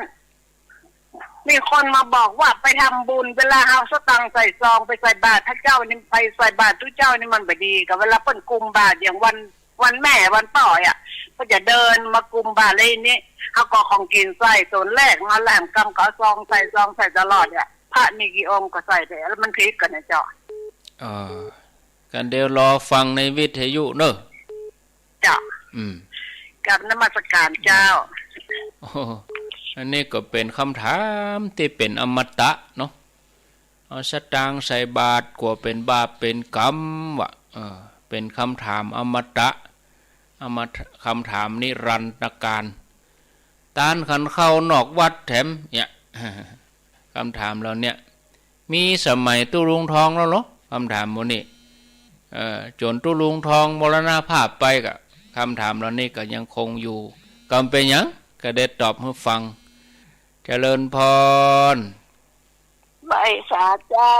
เปิ่นขึ้นมาตาที่มันดีลำเลอไปยันหันเปิ่นเป็นกว้างเลยว่าเป็นพระพุทธเจ้าปะเป็นนั่นพระสงฆ์เป็นตนวิเศษวิโชได้แต่เลยชื่อว่าไปหันเปิ่นเป็นกว้างให้อันตาเป็นบาปนะกะโอ้บาปแต่บาปว่าหนีไปหูกี่ปีปุ่นนะเห็นกงจักก็เป็นดอกบัวก็ได้เป็นอย่างอันแต่เจนนี่นะเจ้าไหว้ตาเจ้าเอาตาเป็นบุญก็ได้เอาตาเป็นบาปก็ได้เอาหูเป็นบุญก็ได้เอาหูเป็นบาปก็ได้ถ้าเอาหูเป็นบาปก็ซ้อหากระเรื่องถ้าเอาหูเป็นบุญก็มาฟังฟังสิ่งที่มันเป็นบุญเป็นกุศลถ้าเอาหูเป็นบาปก็ซ้อหาเรื่องแต้มหูอู้ไปเป็นบาปเป็นกรรมติดตัวไปเอาตาเป็นบาปก็คือพออันที่มันบดีอันที่มันดีก็พอเป็นบดีไป เจริญพรเจ้าสาธุเจ้าโทรจากที่ไหนเวียงหนองล่องเจ้าแม่น้อมอ๋อแม่น้อมเจ้าเวียงหนองล่องเป็นจะได้ล่องเจ้าว่าจะได้โทรมาว่าได้แม่ไปโดยม่วนปิ่นนี่ม่วนเนาะหันที่ไหนอันไปแล้วเจ้าไปทำสำหรับจุดแจงพระเจ้าหลวงนะโอ้ตอนเปิ้นแปลงใหม่ๆแล้วกะเจ้าเดี๋ยวนี้เปิ้นแล้วหมดอ่ะหาโอกาสไปเนอะหาโอกาสไปเปิ้นแล้วหมดไปเฮ็ดคนกันหน่อไม้กันนะตำนั้นน่ะโมทนาเดี๋ยวนี้เปิ้นแปลงแล้วลูกก็หาโอกาสไปเอี่ยวกะวันใดช่วงใดเปิ้นมีการมีงานไปที่พระบาทอุดมก็ลวดไปที่พระธาตุม่อนปิ่นเมืองฝางเปิ้นฟังกันหลายพี่น้องตังฝางแม่อายชัยประการนี่นะ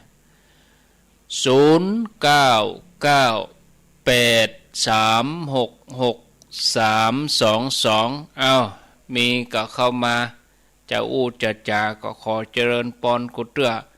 จะกดโทรศัพท์มาก็กดมันตันว่ะ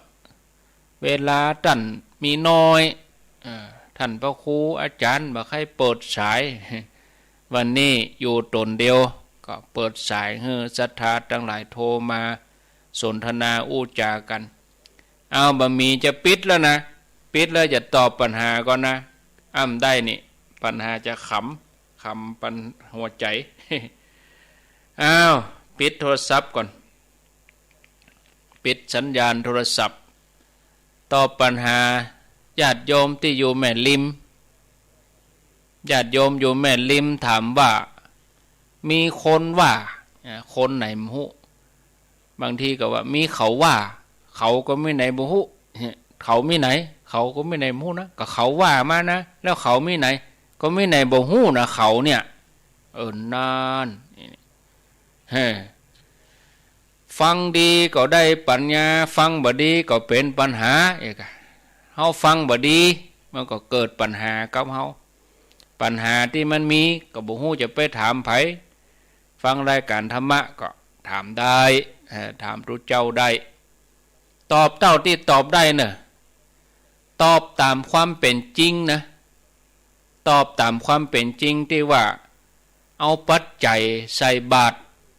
ถ้าเอาเกิดถึงเรื่องสาธารณสุขศาสตร์นี่มันก็สตางค์มันกำหลายมือแต่ถ้าอู้ถึงเรื่องสาธารณสุขนะสตางค์มันก็ผ่านแม่ก้าผ่านคนซื้อผ่านคนขายมันก็อาจจะเป็นเชื้อโรคที่เปิ้นว่าบ่ควรจะเอาใส่บาตรมันที่ไม่ไปปะปนกับข้าวกับอาหารแต่ถ้าว่าเฮาเอาใส่ซองเป็นกิจลักษณะเอาใส่ด้วยเจตนาดีเนาะมันก็พอได้สองกรณีถ้ากรณีที่ว่ามันเป็นบาปถ้าคนมาบอกว่ามันเป็นบาปแต่เฮาใส่ไปแล้วมันบัลลังก์เป็นบาปเหรอมันก็บ่ใช่บาปถึงเรื่องไปฆ่าคนตายนะ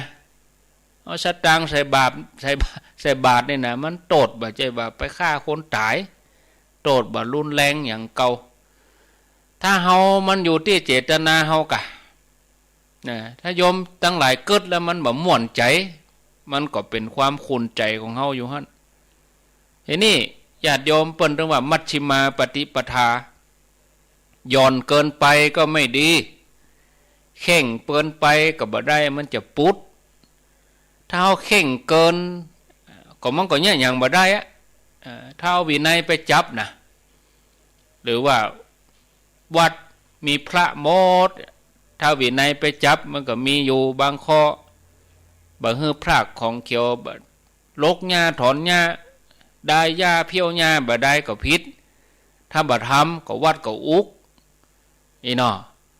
ยิ่งพระสงฆ์เฮาอยู่กับวัดนี่มันอยู่กับเจ้าบ้านอยู่กับสังคมอยู่กับเจ้าบ้าน ถ้าเปิ่นเข้ามาวัดหันวัดอุกวัดบะเพียวบะยังก็มันก็บ่ได้อะมันก็ต้องทำอ่ะถ้าอู้ถึงวินัยพระบ่ต้องยะแล้วพยามายะถ้าจูเจ้าบ่ทำทีนี้มันก็เลื่อนขึ้นไปกว่านั้นแถมพระเนนทั้งหลายบัดเดี๋ยวนี้เปิ่นเรียนหนังสือญาติโยมเนนน้อยพระสงฆ์พระหนุ่มเนนน้อยนี่เปิ่นไปเรียนหนังสือก็ต้องใจปัจจัยเนี่ยค่ะเป็นค่าใช้จ่ายเนาะค่าใช้จ่ายตั้งแต่ค่ารถค่าเทอมค่าหนังสือหนังหายิ่งการห้ามการเรียนบัดเดี๋ยวนี้โอ้อันยังก็เป็นออนไลน์ก็ต้องใจปัจจัยในการห้ามเรียนศึกษาทุเจ้าพระเนนห้ามเรียนตำรับตำราหมู่นี่นี่ใจหมดใจปัจจัยจากที่ญาติโยมได้อุปถัมภ์ทีนี้เขาจะบอกว่า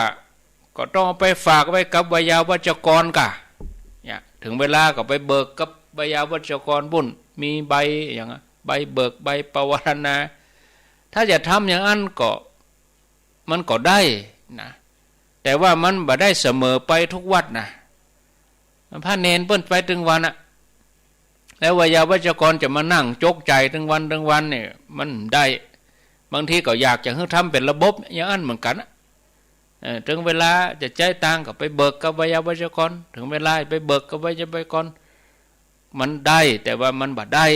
โอ้ถึงวิถีชีวิตโดยทั่วไปอะพระเนนที่อยู่กันถึงวันเนี่ยนะเปิ้นเรียนหนังสือหนังหาฉะนั้นก็ทำไปเถอะญาติโยมจะไปกึดถึงนะอันใดที่มันควรจะมองข้ามพอแล้วมันพิจารณาแล้วโอ้เขาก็จังใจพอแล้วโอ้อันนี้มันเอาความที่มันเป็นความถูกต้องที่มันดีงามทำไปเกิดว่า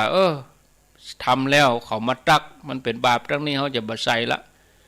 โอ้แล้วพระเนนเพื่อจะเอาอย่างไปพระน้อยพระหนุ่มพระน้อยรถโดยสารก็บ่จะเอาสัพพีติโยเมื่อใดถึงวันนี้อาตมาเขาไปหันไปนี่ครูบาอาจารย์บ่ใช่เฉพาะตนอาตมาเขานะไปที่ไหนมันก็เติมน้ำมันทั้งนั้นเติมน้ำมันก็จะเอาสัพพีไปจ่ายลูกเติมน้ำมันเท่าไหร่300เอา5 ปอนด์อีกมันก็ไปได้เดือดร้อนกะมันก็บางอย่างมันก็ใจหมดสตุงสตังถ้าโยมไปคิดว่าเอาใส่บาตรแล้วมันเป็นบาปเอาไปคิดกันเพียงแค่เท่านี้อย่างอื่นเขายังไม่กลัวอันที่มันหนักกว่านั้นเขายังไม่กลัวแต่อีเขาไปกลัวบาปที่เขาทำอย่างอื่นเนี่ยมันน่ากลัวกว่านี้นั่นญาติโยมเฮือใจสติพิจารณาใจปัญญาไตรตรองตัวควบคู่กันตัวเขาคิดถึงความเป็นจริงพระเนนแต่ที่เปิ้นบ่เอาเขาเปิ้นก็บ่เอานะครูบาอาจารย์เปิ้นบ่เอาเปิ้นก็ปิดบาตรเขาก็บ่ใช่เขาบ่ถ้าเป็นอย่างนักตอนที่เปิ้นบ่เอาเขาก็บ่เอาเขาก็บ่ใช่ไปมีปัญหาอย่างเนาะตนได้มาเอาก็บ่ใช่เอาพอพระน้อยปุ่นวัดใดที่พระเนนหลายๆเปิ้นเรียนหนังสือหนังหามันก็ต้องใจหมดพระเนนก็มาจากลูกเจ้าบ้านก็ใจหมดกะแล้วประเด็นนี้ในภาษานี่ก็เมื่อโยมถามมาก็ใครบอกญาติโยมเหมือนกันอาตมาเขาไปหลายก็ไปหันพระกลางตางผ่องเดินตามหมู่ข้างถนนถ้าเป็นช่วงนี้นะญาติโยมสรุปได้เลยว่าบ่ใจพระเต้นะกลางวาสาใครจะมาเดินทุดงหั่นถ้าหันเตียวกลางตากลางตางโบกรถก็ดีอย่างนะญาติโยมจะไปฮื้อเนอะจะไปฮื้ออันนี้บ่ใจพระเต้ไผว่าเตียวเดินทุดงกลางวาสาเต้าอี้มันก็ตึงบ่ใจแล้วมีอยู่บ่เดียวยังมีอยู่พระเนจรมาบางทีมันเขาหันมันเขาก็ปลอมบวชมันนักอันนั้นเขาไตร่ตรองคือดีเนอะญาติโยมขับรถไปผ่านต่างจังหวัดก็เต็มหมู่ถนนหนทางอย่างเตี้ยโบกรถโอ้มาพอมันกลางวาสาเต้จะไปมาโบกรถอย่างกลางถนนท่านไปไหนเดินทุดง เดินธุดงค์เอาอย่างอื่นใส่บาตรก็บ่เอากับสตางค์อย่างมันทำให้เสียหายอย่างเงี้ยทำให้ส่วนรวมเสียหายอาตมาถ้าปะเนี่ยอาตมาถึงจอดถามนะพระคุณเจ้าอยู่ไหนถ้าไปอู้อะไรทำไมน้อยกะลองทำไมมันกลางพรรษาท่านมาเดินธุดงค์มันบ่ถูกท่านมาเดินธุดงค์กลางพรรษาเนี่ยหยังไล่ไปแล้วมาจนจอกแล้วกันนี่เดี๋ยวห้องตำรวจมาเลย มันทำให้ภาพรวมเสียหายนะญาติโยมเนอะอันนี้ฝากไว้บางทีคนเฮามันใจบุญเนาะก็เอาความใจบุญนั่นแหละมาเป็นช่องทางให้เขามิจฉาชีพตั้งหลายเอาไปเอามาก็ทำให้ส่วนรวมเสียหายภาพลักษณ์บางครั้งบางทีโยมพอเข้ามาเอาพระเสียโมดเลยคนก็เลยอยากจะทำบุญตีล้วนไปหมดเลย0998366322เอาเป็นว่าสรุปว่าทำไปเถอะโยมทำไปเถอะวัดวาก็อาศัยปัจจัยญาติโยมของนักมาเกิดมาสร้างถ้าบังคับแล้วอย่างมาจ่ายก็ศาลาถ้าเตือก็ค่อยถามเหมือนกันนะแปลงวัดแปลงวาตึงวันเนี่ยบังฮื้อฮับเงินบังฮื้อฮับเงินกฎศาลามันจะเบิกแล้วเอาอย่างไปจ่ายพระป่ากฐินเปิ้มบ่เจ้ว่าเอาอย่างมาตานก็อาศัยปัจจัยมูเนี่ยกะแปลงวัดแปลงวาเนาะจะไปเอาเรื่องเล็กๆน้อยมาตีหัวกันนะมองข้ามเหี้ย จะพูดให้มันเสียจุดเนี้ยเสียจุดเล็กๆน้อยๆเนี่ยเจริญพรนมัสการเจ้าท่านว่าจะได้วันนี้ได้สาระนี้ขนาดที่ท่านว่าตะกี้นี่ใส่บาตรนี่เจ้าว่าแม่นละท่านว่าถูกเจ้าอยู่ที่ใจเฮาเจตนาของเฮาเนาะเฮาอยากทำยังไงก็เป็นบุญกุศลที่เฮาใส่ไปเพราะว่าสมัยเดียวเพิ่นก็บ่ได้ว่าใส่เข้าเป็นปากเหมือนสมัยก่อนเนี่ยเนาะแม่นน่ะเพราะมาใส่เป็นถุงไปมันคงบ่มีหยังเจ้าว่านะเนาะถ้าเอามาคิดก็เป็นทุกข์มะบ่ได้ทำบุญหรอมะทุกข์ได้กะเป็นบ่ม่วนใจอยู่หั่นน่ะอันใดก็ทำมาถูกกว่าอันใดก็บ่ถูกสักอย่างอ่ะอันใดก็คิดเป็นผิดหมดก็บ่ได้ยากมะนั่นบ่ได้ทำบุญหรอมะเฮาก็อย่าลำบากอ่ะมะมองข้ามไปอ่ะเนาะเจ้าเฮาสบายใจว่าน่ะเจ้าฟังอยู่นะเจ้าตุเล็กๆน้อยๆโหลเนาะเจ้าวันนี้ได้สาระนักขนาดเจ้าตุเน้อเจ้านมัสการเจ้าสะเตื้อคนเฒ่าคนแก่เปิ้นไปวัดบ่ได้เปิ้นก็กดใส่บาตรหน้าบ้านหั่นน่ะแม่จะทำบุญสักหน่อยเตื้อเปิ้นตานขันเข้ากะหยังกะเปิ้นก็ยื่นซองหั่นละท่านขอปันป้อนเฮากะมากายถาสพีก็บ่แล้วใจก็ต้องโวหารหน่อยคนเมืองเฮารู้นี่แม่ยืนเมินมาได้แม่ก็นั่งเก้าอี้หั่นเด้อตุเจ้าจะปั่นปอนมันก็อลุ่มอร่อยมันก็ป้ากันไปถ้าไปเข่งแล้วไปว่าไปฮื้อปอนฮื้อโยมใส่บาตรปั่นปอนผิดอีกคนเฒ่าไปว่าผิดกำเดียวก็อินดูเปิ้นกล้าคนเฒ่าเปิ้นตั้งใจมาหั่นแล้วไปว่าโอ้ไปปั่นปอนคนใส่บาตรผิดเน้อมันไปม่วนอย่างนี้มันบ่ม่วนนะปั่นไปเถอะเอวังโหตุดีละอาจารย์ในวันนี้ขอเป็นวันดีเปิ้นเป็นการสงเคราะห์ญาติโยมหรอมันสงเคราะห์กันนะอินดูคนเฒ่าเจริญพรเจ้าข้าพเจ้าแม่น้อยเมืองเป้าเด้อว่าจะได้แม่น้อยว่าอยู่เจ้าฟังท่านพระครูอยู่เด้อธรรมะพระครูแม่น้อยขอฟังให้เป็นธรรมะดีๆทั้งนั้นแม่น้อยยังจำลืมบ่ได้นะเจ้าโอ้โชคดีเนาะอนุโมทนาแม่น้อยเมืองเป้าลืมถามแม่น้อยว่าตางดีก่อจากเป้าไปเวียงป่าเป้านี่จากที่ไหนจากเวียงป่าเป้าเจ้ามันต้นมะเขามันออกเล่นหูเจ้าใช่ไงทำไปเขาว่ามานะอีวะเจ้าเอาเงินไปบาปให้เราดีเจ้าแต่ไม่เน้นได้เอาไปโรงเรียนเจ้าโมทนาสาธุเจริญพรเจ้าอาจารย์โทษจากที่ไหนนี่คือโดยสติเจ้า โอ้แม่คือว่าจะได้ว่าอาจารย์นะอันที่อันอย่างก็อย่างที่เป็นสร้างใหม่อะไรอย่างก็เขาจะลืมอะไรอย่างที่ไหนวันเรามนทาเรามนทาวันที่อย่างอาจารย์12 ตุลาเรามนทากฐินนะเจ้ากฐินวางเสียละเลิกศาลาด้วยอ๋อวันที่12 ตุลาเนาะเพิ่นเรื่องประกาศเรื่องวันรู้ตุลุงยองก็ประกาศเนาะยังก็ประกาศแต่ไม่ได้ยินวันเขียนไว้เนอะเขียนไว้จ้าโมทนา12 ตุลาที่เรามนทาใกล้ปากตังเจริญเนี่ยเขียนไว้กะเขียนไว้12 ตุลาเหล่ามนทา 13 นาฬิกาเจริญพรรอบ2เรื่องใส่บาตรสตางค์นะล่ะโอ้ไปทุกวันพระเอาเงินไปใส่บาตรตูเจ้าไปไหนเพิ่นก็เอาไปซื้อน้ำมันใส่รถเนาะโอ้ก็มีเงินนั่นไปไหนได้ทำไปมันแน่กาเอาก็คิดเป็นบาปก็เป็นบาปไปหันกับของกินแล้วมีสตางค์เอาขยันยิ่งเนี้ยไปได้เอาตังค์ไปซื้อโมทนาไว้สาธุต่อไปเจริญพรติดแล้วนมัสการเจ้าโทษจากที่ไหนโอ้แม่ปลานนะแกเมินไม่ได้โทรถามถามครูปลานสันสายถ้าแม่ขึ้นรถโดยสารนะแม่ก็ถวายก็รถก็เปิ้นโลเกินกันดูพระ